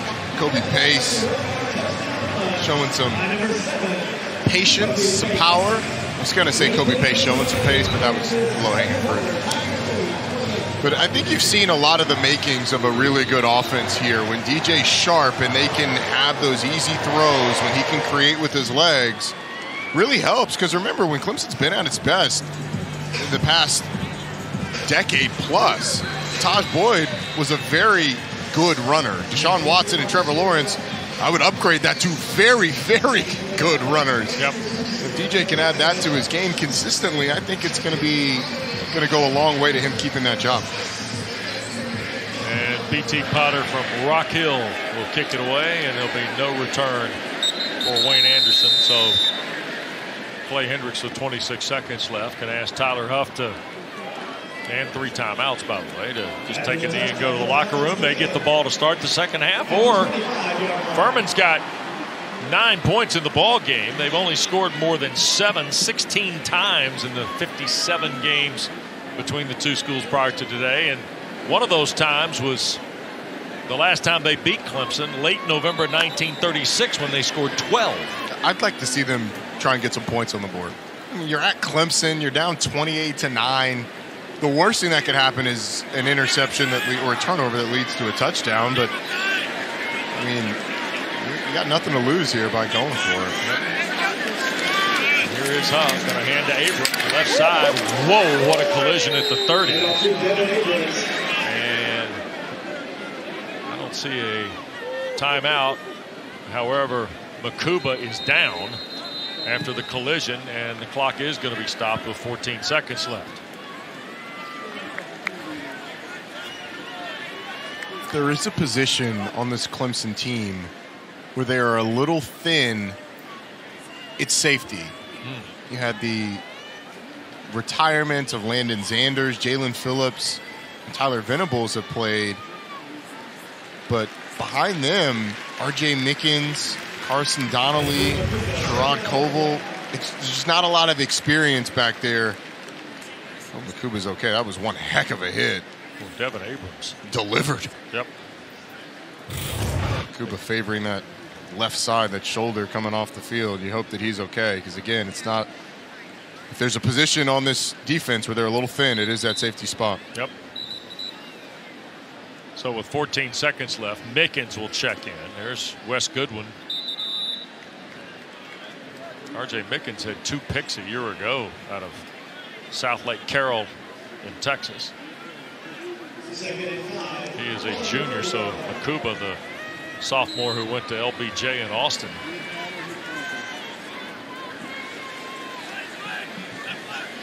So one Texan replaces another in the secondary. And here goes Abrams again, and Brazil's having none of that. And that will get him to the locker room, I believe. Yep, that'll do it. Tigers are going to take a 19-point lead to the locker room. 4 touchdowns in 5 possessions for Dabo Swinney's team. It's been a low possession game on both sides, but I think Dabo Swinney will be pleased by his offense. Defensively, Furman's been able to move the ball a little bit on him, but overall only 9 points. Let's go to Taylor with Coach Swinney. Thanks, guys. All right, Coach, DJ was able to go 15 of 18 for 203 yards. What did he show you in the first half? Well, a lot of poise, you know, great discipline in the pocket. Made some big plays with his legs, you know, really, again, what he's done in practice, you know, all fall camp. So good to see him, you know, really get off to a good start. And really how he finished last week. We went 4 out of 5 drives to score, and so kind of picked up where we left off. And then defensively, you know, hey, listen, short week, not a lot. These guys have had a little more time and kind of caught us off guard with a few formations, a few things. We've had too many busts. Have not stopped the screens or played the quarterback well at all. So we got a lot to clean up. We're fortunate that we didn't give up another score. So great job by Malcolm Green getting the turnover. But really proud of the offense and how they've played this first half. Thanks, Coach. Okay. All right, Taylor, thank you. Off we go to Southwest Virginia, Roddy. Next stop with Clemson leading by 19 at the half. Here is Jordan Cornette and the ACC Huddle. ACC Network football presented this afternoon by Dr. Pepper, and at the half, number 5 Clemson leads Furman by a score of 28-9. And welcome back upstairs. Great to be with Roddy Jones, Taylor Davis in just a moment. The Tiger offense is really the story of the first 30 minutes. DJ Uiagalelei, 4 touchdowns in 5 possessions. All 4 possessions he quarterbacked. Kate Klubnik had the one they missed on. Yeah, he's been fantastic in this game. This offense has been very efficient moving the ball down the field. And you mentioned the 4 touchdowns. The fact that they've been able to do it on the ground has been one of the bigger highlights, I think, for Clemson in the first half. DJ Uiagalelei, that was his only touchdown pass, but Will Shipley's gotten loose a couple of times. This is best run, really, of the day, and then Kobe Pace, right before halftime, able to plunge this one into the end zone as well. The defense needed to make some adjustments at halftime, West. It was a little bit up and down, but the offense, again, that one drive where they had to punt, that was when Cade Klubnik came in, and they kind of hit a little bit of a skid. Well, the Paladins will get the ball to start the second half. Anderson and Miller deep for B.T. Potter's kick. There'll be no return. And let's go downstairs. Taylor visited with Clay Hendricks. I sure did. Spoke with him coming out of the locker room at halftime. Overall, he said he's pleased with how hard his guys are playing, but his main emphasis at half was defensively. He said the biggest takeaway was really poor tackling. He said, I know this is Clemson, but we're capable of winning some of those one-on-ones. We need to go out there and do it. We've got to get off the field on third downs. And he said, and we've got to contest some balls. One thing they saw in that Georgia Tech game was that this Clemson offense sputtered when they got off schedule. He wants to tap into that. And then offensively, he said, you give a lot of credit to our quarterback, Tyler Huff. He's doing everything we ask of him, maybe forcing a little bit at times, but wants to see him continue to play hard. Yeah, well, Huff has played well. So has the Paladin offense, producing 9 points and a quick slant throw for Kendall Dean offline. So it'll be 2nd down and 10. I think Justin Roper's done a beautiful job calling the ball game to Furman's strengths, Roddy, against a powerful Clemson defense. It really has. He's worked in screens. They've moved Tyler Huff some. Tyler Huff's done a great job of extending plays with his legs. And honestly, just going out and making plays, getting the ball to guys like Ryan Miller, the running backs, have done pretty well too. Yep. There's a quick toss. Abrams trying to get to the perimeter. And Jalen Phillips not having it. The senior who played at Archer High outside of Atlanta for Andy Dyer with a big hit behind the line to make it 3rd and long. It was a play where Clemson just had the right call. They spun the secondary with Jalen Phillips coming from his safety position down towards the box before the snap, which gave Phillips almost a running start at that one. Furman hasn't been 3 and out today offensively. Huff trying to avoid here. Screen. Abrams on the right side. He will get the 1st down and more to the 41. He delivered another big hit too. I tell you what, Wes, for the rest of the year, Clemson is going to see a steady diet of screens because they have not been able to defend it during this game. I want you to take a look. When Abrams catches ball, there is no Clemson defender in front. You've got blockers out there. Jalen Phillips and Trenton Simpson converge, but it's only the speed of those two that didn't have that going to the house. 19-yard throw, another beautiful screen. Huff that time to Abrams. Here's a quick throw on the perimeter. This is Dean, the James Madison transfer. And Makuba, good to see him back in the ball game for Clemson. He was shaken up late in the first half. Makes the stop after a gain of right at about 4. Furman's been overmatched today, but this is a team that has come in. They have not been scared. They've lost one-on-one battles, as you would expect. Clemson has better players, but this is a Furman team where no matter how it ends, I would come out of this, if I was Clay Hendricks, feeling pretty good about the fight and the poise of this crew. Here is Abrams trying to sweep to the right side. Falls forward for 3. Tyler Venables down in the box. Makes the play. Roddy, here's the other part about this. We've done several of these FBS, FCS, Power 5, FCS games in the past. Clay Hendricks had great perspective about the game, I thought, in our visit this week, too. Hey, look, we know we need to go in and play clean. We need to do things to get better as a football team. We know what the situation is, but we've got bigger games. East Tennessee State on the road in Johnson City. Next Saturday's a case in point for him. Yeah. Anderson in motion. Here's Huff. Quick throw into traffic and intercepted. There's Barrett Carter. Agent Zero for the Tigers, who corrupted the hard drive Monday night in Atlanta. Finally makes a play here. He's been a little more quiet today than he was on Monday. This is just ill-advised. The timing's off. You get 2 receivers in the same spot. Both Kendall Dean and Ryan Miller are right there together. A lot of that because of the jam by Fred Davis. So you give credit to the corner, give credit to the entire defense, and Barrett Carter comes up with the big play. So 6 plays in the interception. Clemson gets it back near midfield off the Tiger 48. Will Shipley in the backfield with Uiagalelei.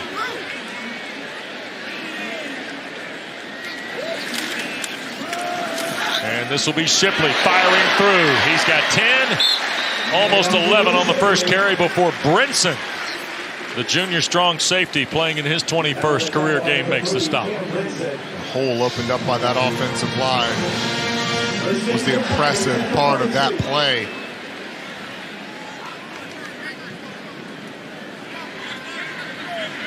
First down and 10. Furman 42 for the scrimmage.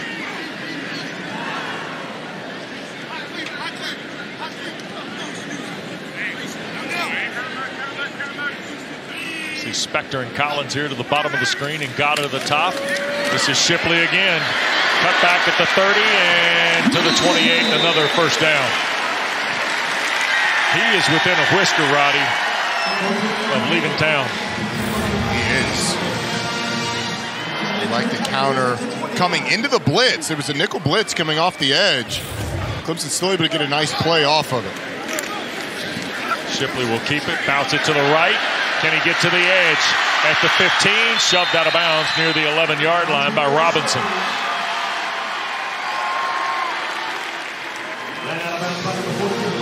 Boy, 3 really good runs by Will Shipley. And it's 3 really good runs for that offensive line, too.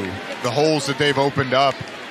It's been a little bit of a question early in this season. They didn't run the ball particularly well against Georgia Tech. It's been okay today. Hasn't been great. The second half, this offensive line starting to assert itself. 68 yards on 10 carries for Shipley.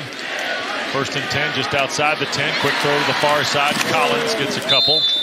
Blackshear, the shoe-top tackle of Bo Collins.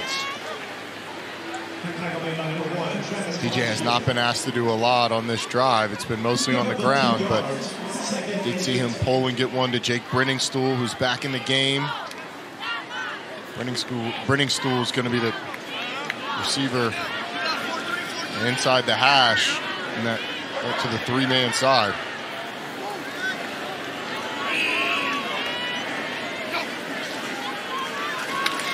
DJ looks. Back foot lob for Collins. What a catch! Touchdown Clemson!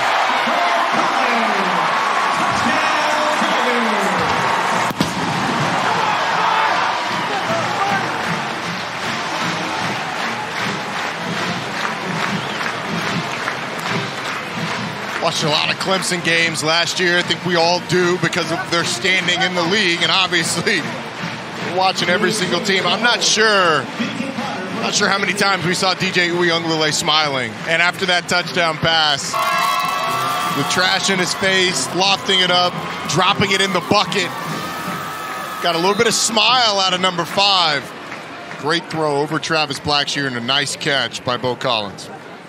9-yard touchdown throw. Second of the day for Uiagalelei. B.T. Potter on the point.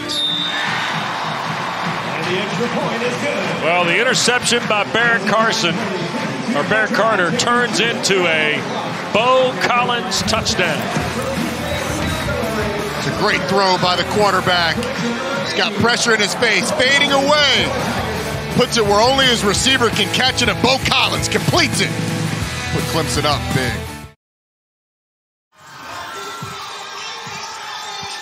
Almost 5 minutes gone in the third. 35-9 now after DJ Uiagalelei on a beautiful 9-yard lob to Bo Collins for the score, Roddy. It was a perfectly thrown ball. It wasn't the prettiest pass ever thrown, but man, was the placement. Yep. Just picture perfect.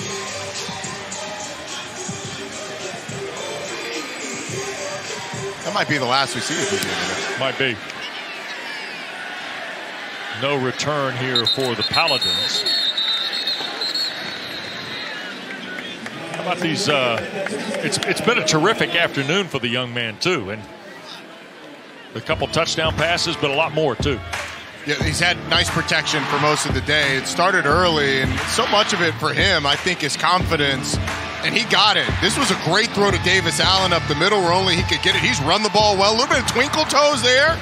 Dodging guys. A couple of throws that you probably don't make a living doing, but when you can put the ball places like this. Yeah. I mean, this is what Dabo Swinney and Brandon Streeter have been looking for and talking about. 17 of 20, 214 yards, and 2 touchdowns on the day. And Dominic Roberto gets the ball, first man through for Furman. 214 yards, 17 of 20. That's a pretty good yards per attempt, over 10, Roddy. Yeah. And I think as the media group, we've been searching for reasons. Well, DJ Uiagalelei has given us reasons to want to see Cade Klubnik. But ultimately, this is a coaching staff that saw him play against Notre Dame and Boston College in 2020. They know what the potential is. Yeah. Went back and watched some of that Notre Dame game, and yes, they were a fully formed offense around him. They did a lot of stuff to help him out. 4 wides, letting Amari Rodgers and Travis Etienne have big impacts, but this is still a guy who made the throws. And so they knew it was in there. And I think as much as anything, these Clemson coaches have felt like, hey, if we just rebuild the confidence and a little bit of the fundamentals, maybe he can play well enough to get us to the college football playoff and maybe contend for a national championship. That's Wayne Anderson in motion for Furman on 3rd and 5. Huff's picked up a couple big ones today, looking for Roberto, and with Trenton Simpson defending, is going to get a pass interference call on the Tigers. Now the head coach of the Tigers is also litigating here. Pass interference, defense number 22. 15-yard penalty, automatic, first down.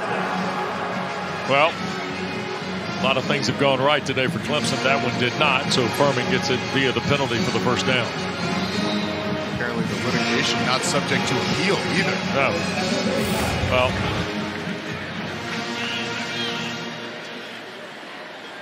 kind of agree with Dabo Swinney there, at least from that look. Here's the pursuit of Huff, and Murphy gets him.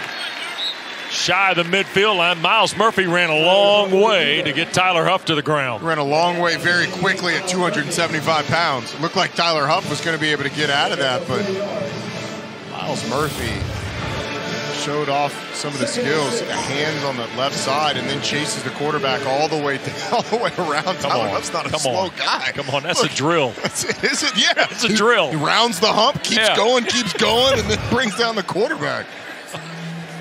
Here's Huff, quick throw on the perimeter, trying to get it to Anderson. And Makuba takes him to the ground right around midfield. 3rd down coming up again for Furman. This has not been the defense, Clemson defense's most impressive performance that they'll have this season. This is a defense that if you look at early draft boards, which, you know, you can... Subject to change. Yeah, definitely subject to change. And discussions. But usually they get more right than they get wrong. Absolutely.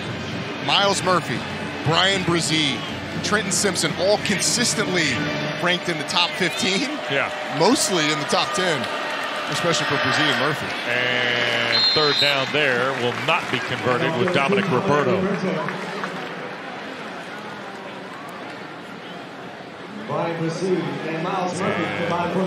Furman is going to bring on their punting unit with Ryan Levy. Who, by the way, Levy, who did not play the last 2 years, his uncle is Dave Moore, who was a NFL long snapper for Tampa Bay for about 15 years. And now works with our man Deckerhoff on the radio broadcast.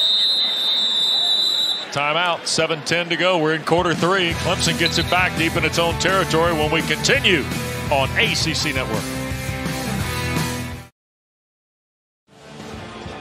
Welcome back to Clemson. I am down here on the field now with a very special guest, Clemson's own athletic director, Graham Neff. Now, Graham, actually enjoying your first home game as the Tigers athletic director, but, you know, the future looks really bright. This is a program that has experienced major success under Dabo Swinney, and, of course, news broke this week of his extension. Talk a little bit about what he has meant to this program and the decision to extend him. Listen, very, very proactive with Coach on this. This is my 10th fall, my 10th football season here. Coach certainly predates that, but what he's done, certainly with the program, 6 college football playoffs, 4 national championship appearances, 2 natties. it's the on the field speaks for itself, but the off the field, his values, impact on the community, the institution, what that looks like from an academic standpoint, our board and our president, just the alignment there is incredibly strong. So the proactivity with us, for him within a changing market, continue to invest in him, to mark the investment for our program will continue. Incredibly well-deserved. Now, down here in the stadium, something we actually haven't talked enough about during the broadcast are these stadium renovations. Look no further than the massive video board behind us. This one is actually 5 times bigger than the one that was here last season. Why was that such a priority for this program? Well, we knew that Durham and Roddy were going to be here for the first game, and Wes just needs to be able to focus on something a little bigger. Sorry, Wes. I've known Wes since I was in school.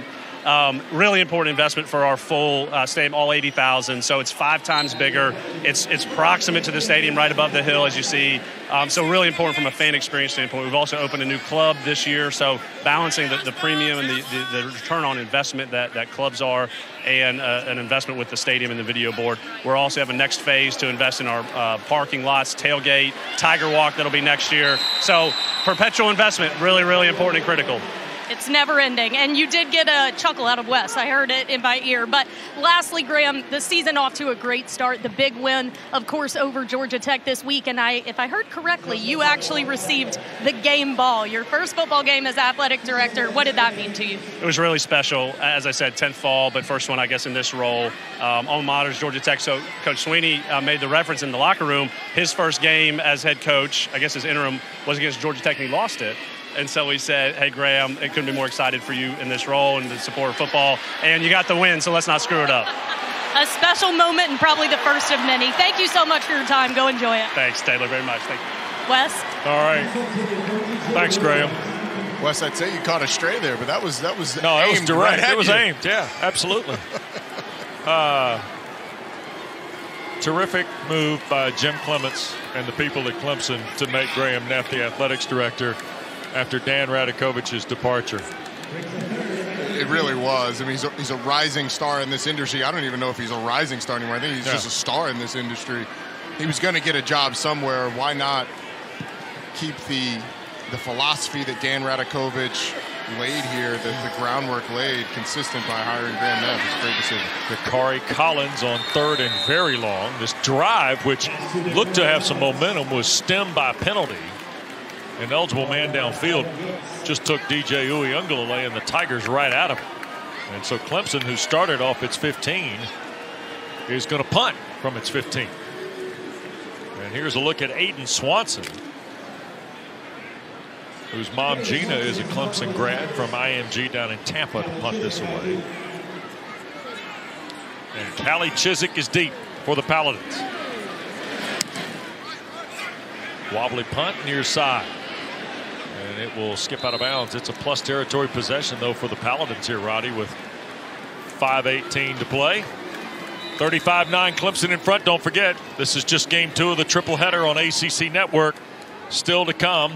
7 o'clock Eastern tonight on ACC NX. John Shrippen, Rini and Golia are in Midtown Atlanta for Western Carolina, Georgia Tech. And then ACC primetime football.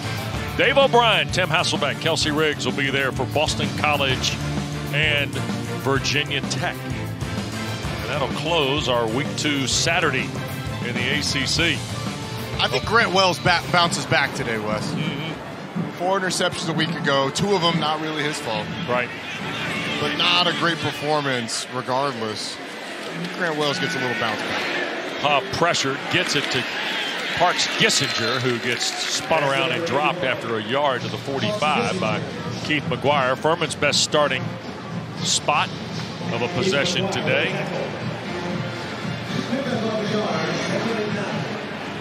Looks like Kendall Thomas has come in the ball game to join Tyler Huff in the backfield. They were hoping to get a look at Thomas last week against North Greenville. Did not. They really like this youngster's burst, and he'll show it to you here for a gain of about 6 to the 39. And Fred Davis the stop on the sophomore red shirt from Round Rock, Texas.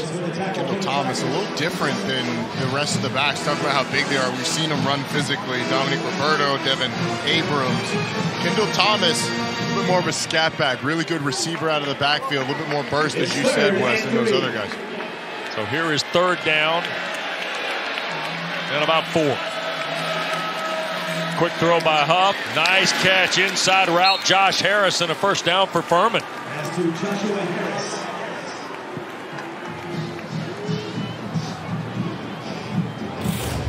It's a nice route by Joshua Harris to get inside of Toriano Pride. The freshman, highly touted. All these freshmen for Clemson are highly touted, but they're very excited about it corner. There's Venables and Henry combining on a tackle of Thomas on the perimeter on the first down play. And there's KJ Henry. Tyler Venables combined for the stop. 46th career game today for Henry. He's got 2 degrees, Roddy. Undergrad sports communication, already master's in athletic leadership, and is taking some MBA classes. Good for him. Yeah. Incredibly bright. He's playing his best ball. He's going to have a chance to play in the league, too, though. Yep. He counted his own money with an MBA. There's Davis on the takedown of Huff. Back to the 29-yard line. Taylor? Yeah, guys, I spoke with KJ Henry this week. Just such an impressive guy. I asked him what he's in school for now. He said maintaining eligibility. Just kidding, of course. But look, he has truly stepped up. Had really a breakout game in week 1, and he said he was most proud of that first play. No surprise, right? Forcing that first interception. He said it was in his mind to go onto the field. I am setting the tone early. He said he couldn't predict it would look like that, but that was in his mind from the jump. Yeah. He had a heck of a night in Atlanta. Here's Huff on third down, and he dials Anderson for the first down. Looked like he had Dean and Anderson both, Roddy, working to the boundary side of the field. When Clemson's gone with that cover 2 look, this little corner route to the boundary has been a nice play for Furman to find that hole between the corner and the safety, and Tyler Huff has been on point and on target his throws as well. 14-yard throw. They got Miller over here in a bunch look. Now they'll drag him back toward the formation. And here's Huff trying to follow Miller's block. And maybe a couple of yards there. 2 or 3 before Maskell makes the tackle. Well, Justin Maskell is a 5th-year senior. He just feels like one of those guys been here 7 years or so, doesn't he, Ron? We just talked about another one, KJ Henry. Right. He was like, he has as well. And when they get Xavier Thomas back, that'll be another guy. It's a really interesting defense in that it's got some really good young players. Although Brzee and Miles Murphy aren't young anymore, they're certainly not the age of an Xavier Thomas, KJ Henry, or Justin Maskell. False start. Offense number 11. 5-yard penalty. Second down.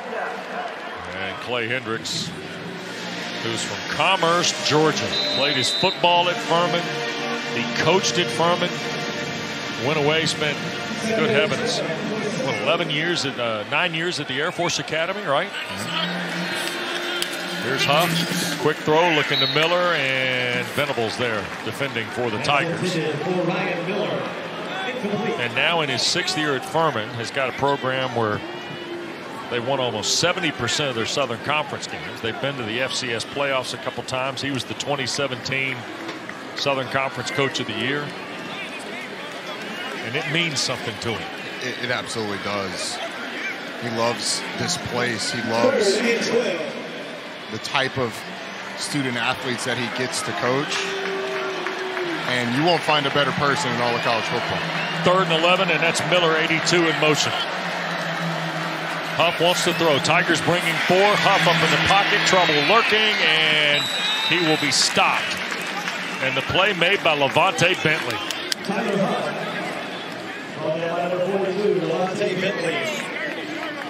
Levante Bentley's a good player in his own right.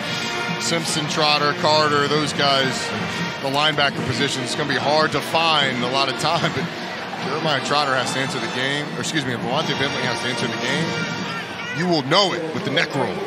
30-yard try for Axel LaPro. And right down the seam for the second field goal of the day for LaPro. And all of a sudden, 48 seconds to go in the 3rd. 35-12 Tigers.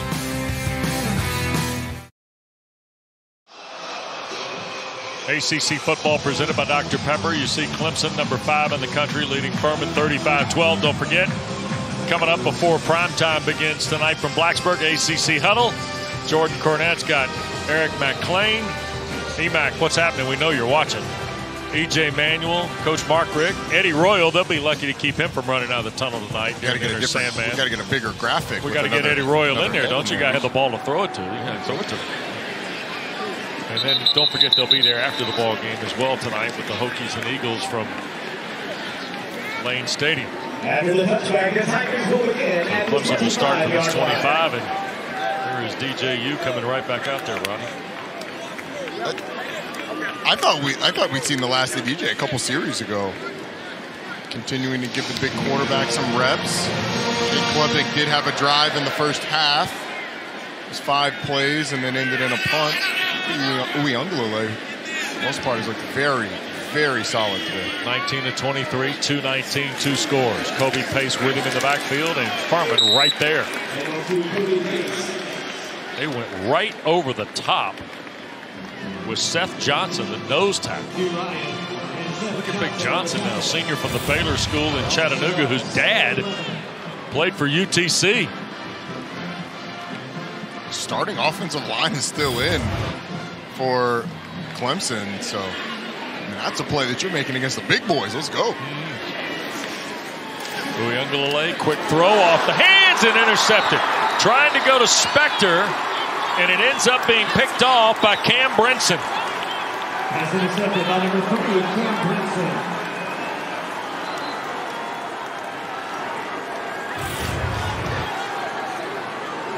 Looked like Brandon Spector cut off his route. DJ Uyunglele leading him towards the safety, Hugh Ryan. Watch where Spector stops. He sees the safety coming and slows down, throttles it wisely. DJ throws the ball where he expects him to be. It's off the hands. He probably would have been better not tipping it at all, but it gets tipped and ends up in an interception. So Brinson comes away with Clemson's first interception of the year. And now with the ball at the Tiger 34. How aggressive does offensive coordinator Justin Roper want to get? He hands it to Devin Abrams on first down. One of those sort of playing unconventional things that we were talking about at the beginning. You get a quick change, usually you're going to get a shot, especially right before the fourth quarter starts. Opts to run the football. Yep. So the fourth quarter starts. Furman's got it plus territory, trailing 35-12 at Tigertown to number 5 Clemson.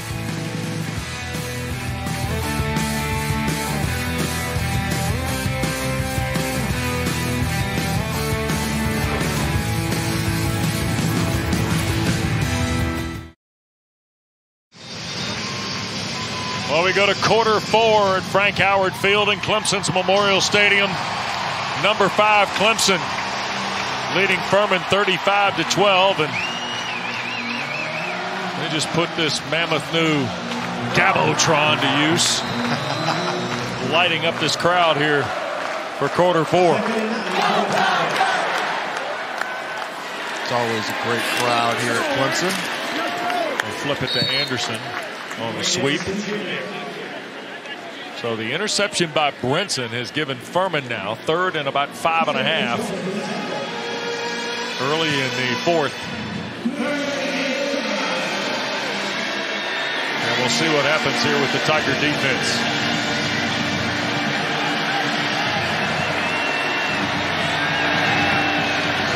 Tyler Huff empties it, Roddy. Wants to throw, and Brazie's having none of it. They're going to call that a fumble or an incomplete pass. Brian Brazie was having none of Furman on 3rd down.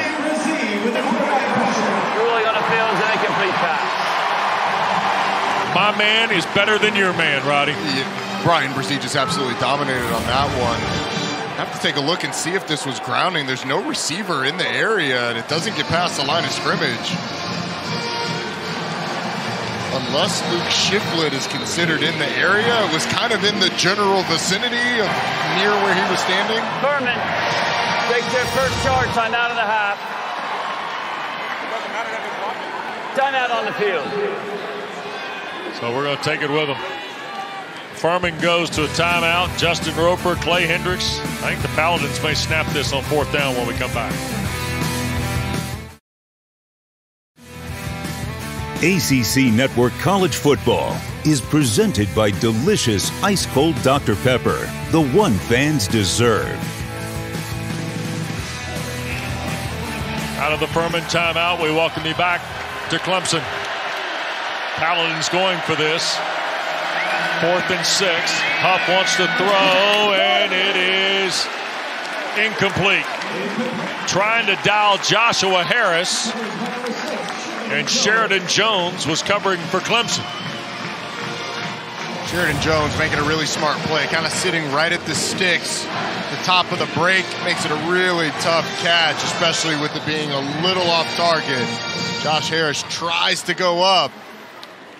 Unable to bring it down. It's a good call, though, on 4th down. If he throws better, ends up in a first. Tigers take over at their 30-yard line, and Uiagalelei into the 4th. Kobe Pace with him in the pistol. And we get more movement on the Tigers. Here comes some changes in the offensive front. Ball start. Offense number 71. 5-yard penalty. First down. Jordan McFadden, the big left tackle. Brian Tucker is checked into the lineup for the Clemson 5 on the front line. Big 330-pound redshirt sophomore from Knoxville. Uiagalelei to Pace for a yard or two. Siana the tackle.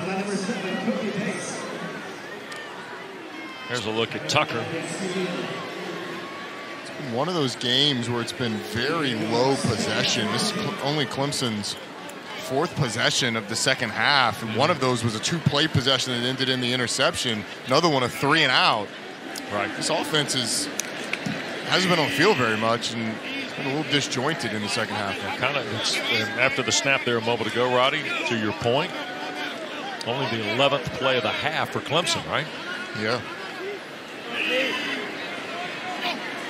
After the penalty, DJ tried to rip it, and it is caught. Ngata falling down at the 45, and boy, Micah Robinson came within a whisker of picking this. There's been a couple of throws today where I've said you probably don't want to live like that on a regular basis. An ACC play, this is an interception. I mean, that is an inch from a corner, and all you need is a little bit more length, a little bit more burst out of that break, which is what you're going to see in the Atlantic Coast Conference, and that ball's picked.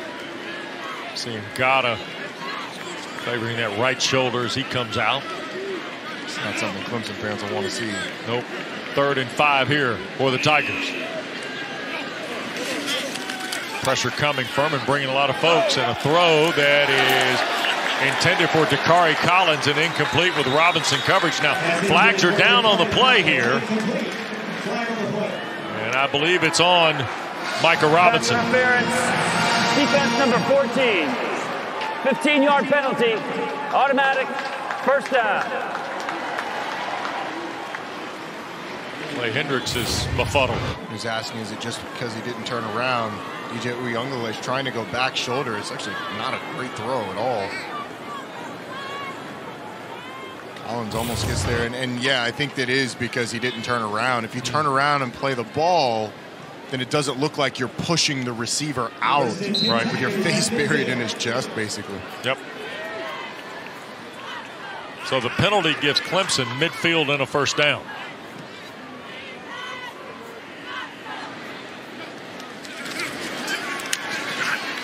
DJ trying to get up in the pocket will just end up bailing forward for 3.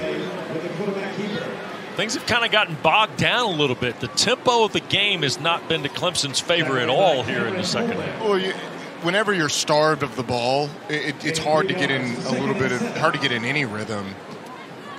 Unfortunately for Clemson, the question is going to be asked, all right, which is this Clemson offense? What are they more like? Are they more like the offense we saw in the first half, or are they more like the offense we saw in the second half? Because this was the offense we saw at the beginning of the Georgia Tech game, too. Right. Well, and that's kind of where I was going. It was first half bad, second half better. Monday night in Atlanta. There's Siana making the tackle on the shovel to Kobe Pace. So now another third down. So what's your summation after seeing 4 halves of football for this group? Well, the thing that you know about Clemson's offense is they do not look like they are going to be explosive like a year ago. I mean, this was the 13th most explosive offense in the league last year. Only Duke had less explosive plays.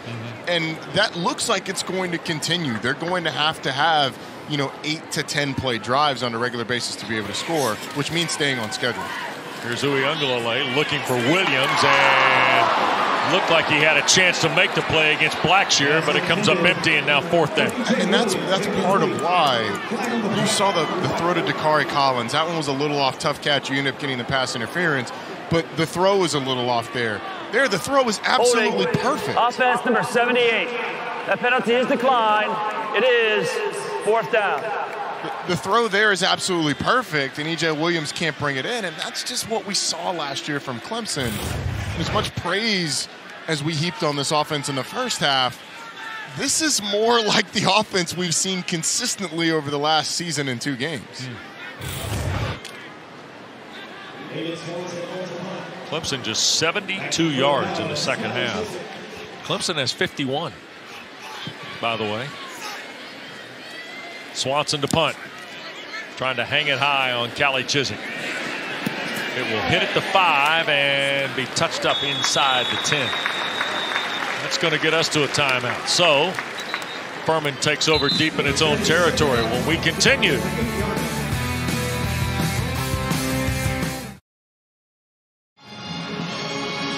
(35-12) Clemson leads. We're in the 4th here at Frank Howard Field. Clay Hendricks, native of Commerce, we told you, and a Furman grad, is the Bobby Johnson head football coach at Furman University, a position now endowed through alumni contributions of former players and contributors to Furman University in name of the great Bobby Johnson, who coached here in 1994 to 2001, later at Vanderbilt, rejuvenated and revitalized their program. But it brings to mind the terrific history of head coaches. Bobby Johnson, Jimmy Satterfield, Dick Sheridan, who just went in the College Football Hall of Fame, Roddy, this past December out in Vegas, and of course a remarkable career as well in the ACC at NC State. I mean, there's no institution of its size, and by size I mean under 3,000, that has as proud a football coaching tradition as does Furman University.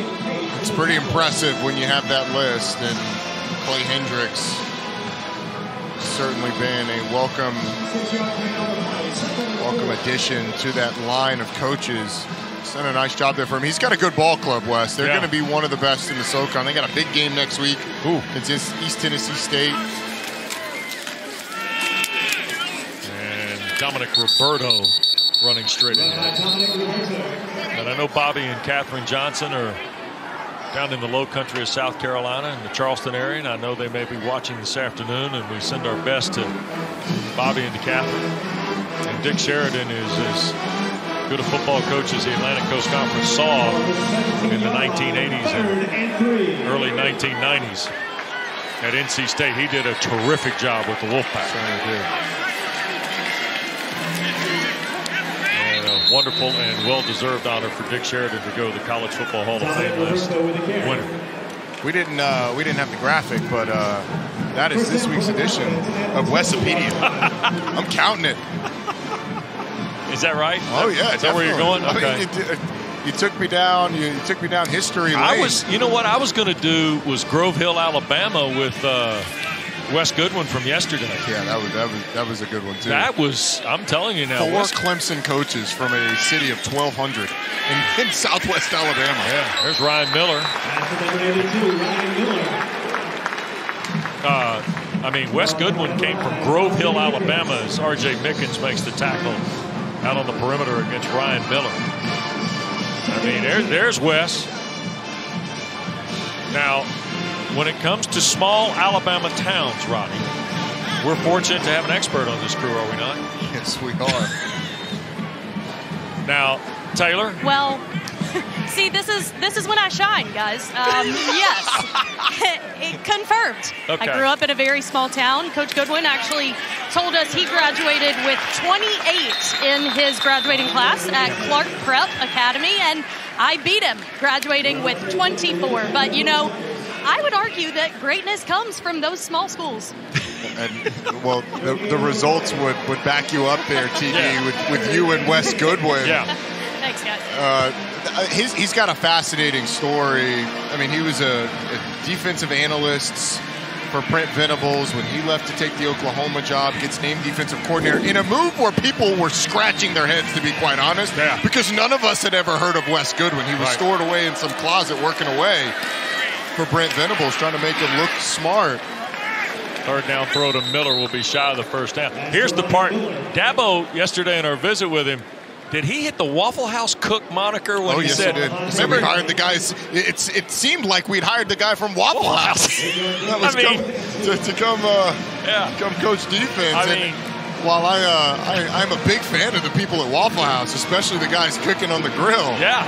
I don't know that I'd love him to call my defense. Wes Goodwin certainly more than qualified with the people he's been around. The most fascinating part of the story to me is he went to Mississippi State originally. Yeah. And was a baseball GA. Was a baseball manager, student manager for the great Ron Polk. Take their first charge timeout of the half. Timeout. We're going to step aside. Wes Goodwin gets a timeout. Dabo Swinney calls one here. Fourth down. It's 2 to the first down, and Clemson wants to check and make sure here next.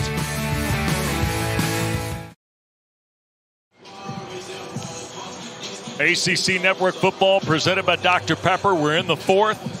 Number 5, Clemson leads Furman 35-12. Great to be with Roddy Jones, Taylor Davis, Wes Durham, Tim Sullivan, our producer, terrific crew. Don't forget, coming up tonight, Boston College, Virginia Tech in prime time. And that ball got fumbled on the punt, and the Paladins say they have it. And there is a scrum at the 46 of Clemson. And they do have it.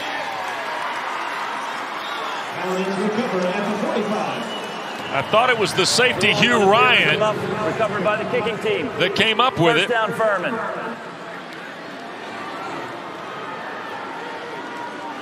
Ends up being Justin Hartwell. Yep. He and Blackshear both there. Will Taylor, once you start having to charge that fast, if you're not able to get under it, you just have to bail on catching it, let it hit the ground. Tries to field it low, hits off his hands. Sloppy second half for Clemson. I mean, to get there on short rest, but Dabo Swinney is not going to be happy with the second half performance. So off the Clemson 45. Best starting position of the day for Furman. Huff loads and throws, and backing out of bounds, holding onto the ball was Joshua Harris, and it's a catch at the 32. Hands, the strength there. And Toriano Pride has his hand in there trying to rip it away from Josh Harris, and he's able to hold on to it. Impressive by number 2. Yep. Who was all freshman team in the SoCon a year ago. Reaches back to get it. That's a heck of a catch. Sure is. Another quick throw. This is Miller going to work on the far side. And he eases around Pride again. So they're coming right at the freshman corner from St. Louis. Toriano Pride Jr. for Clemson. First Harris, now Ryan Miller. Got both true freshman corners in this Clemson right now. Pride to the top, Jaden Lucas to the bottom. Here is Huff. To his right, and tried to send a dart to Wayne Anderson. Pass was intended for Wayne Anderson Jr. The Tigers had Greg Williams pressuring. 99, 270-pounder chasing Tyler Huff.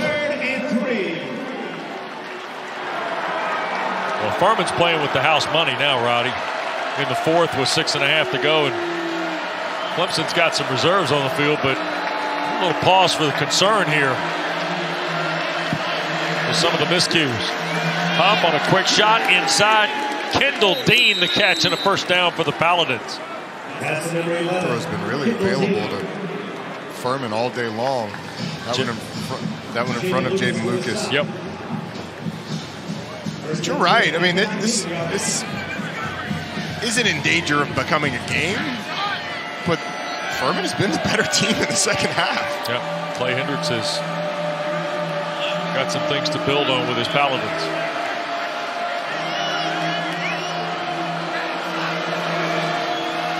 Roberto trying to shake the pressure.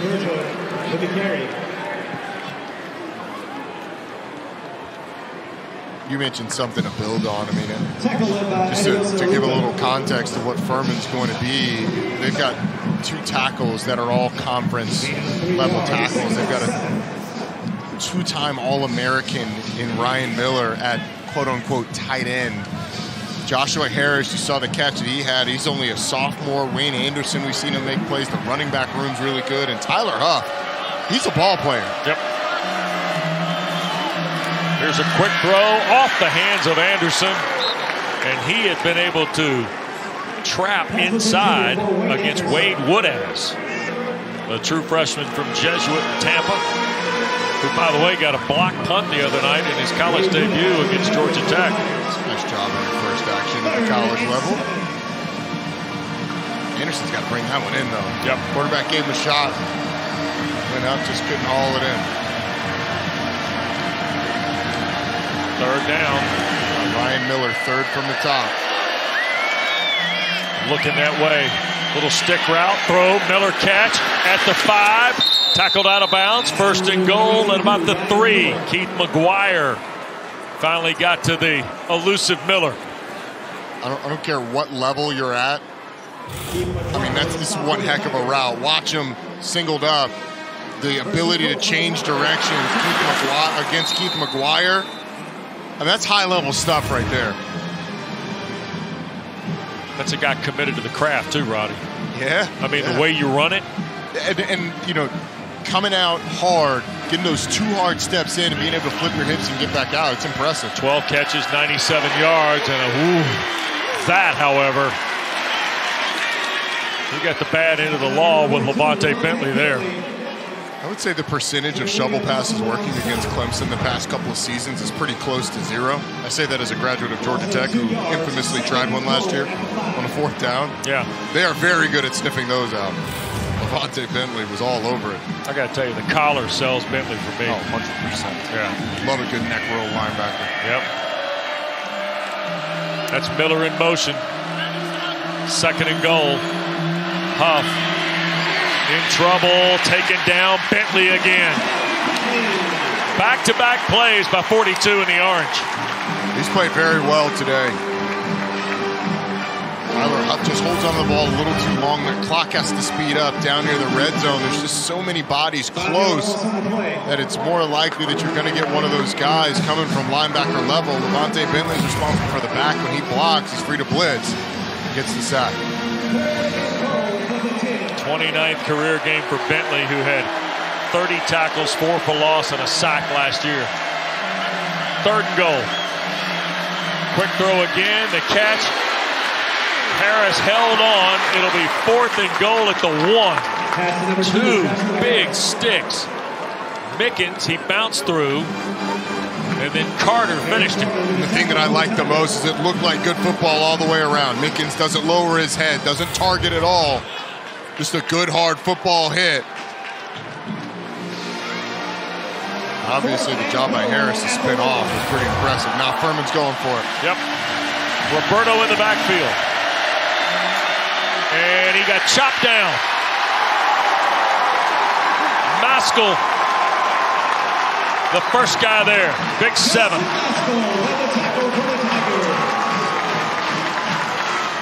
I think I understand what Furman wants to do, set the tone of this offensive line.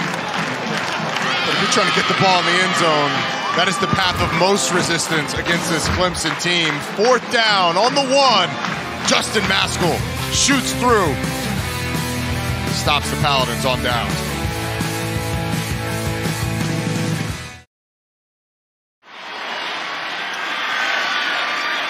Well, under 3 to go. Cade Klubnik's second series of the day. He's going to take the deep shot for EJ or for Antonio Williams, who can't come back and make the play, but it'll be pass interference on Travis Blackshear.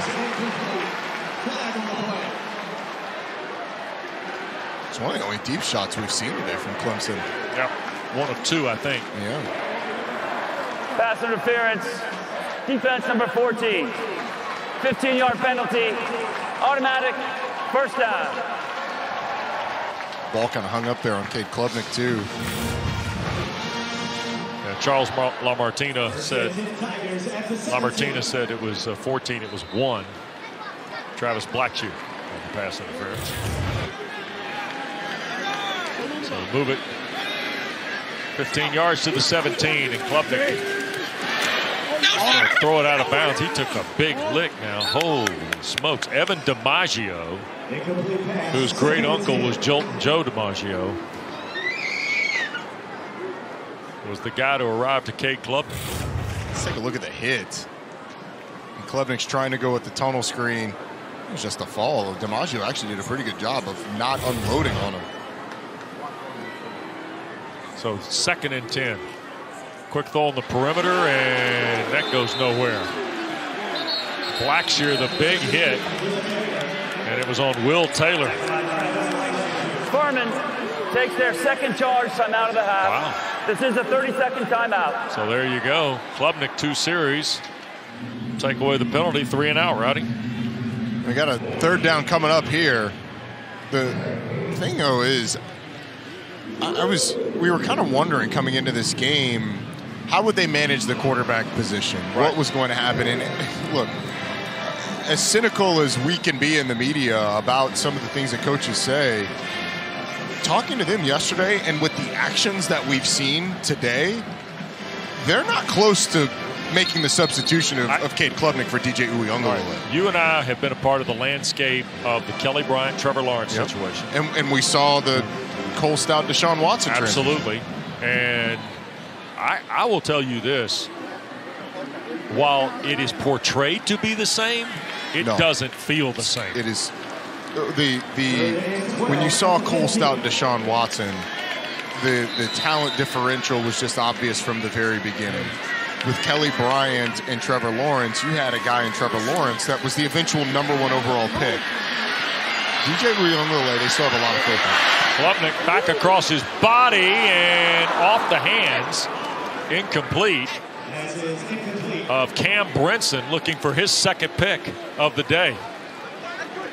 And that's a bad decision. That's a bad decision by a freshman quarterback. And when you are trying to supplant an incumbent starter, when you have these situations, it needs to look a little bit more like it did last week, where you drive the ball down the field, you make good decisions and good throws. You really had 2 drives that Cade Klubnik in, where the offense has done absolutely nothing, and that one was a horrendous decision that should have been intercepted. Well, Furman's had 138 2nd-half yards. Clemson just 73 as the Tigers go 3 and out. And here is Callie Chiswick at midfield after the Swanson punt. And with 2:21 to go and 1 timeout remaining, Clay Hendricks' team gets the ball at the 50.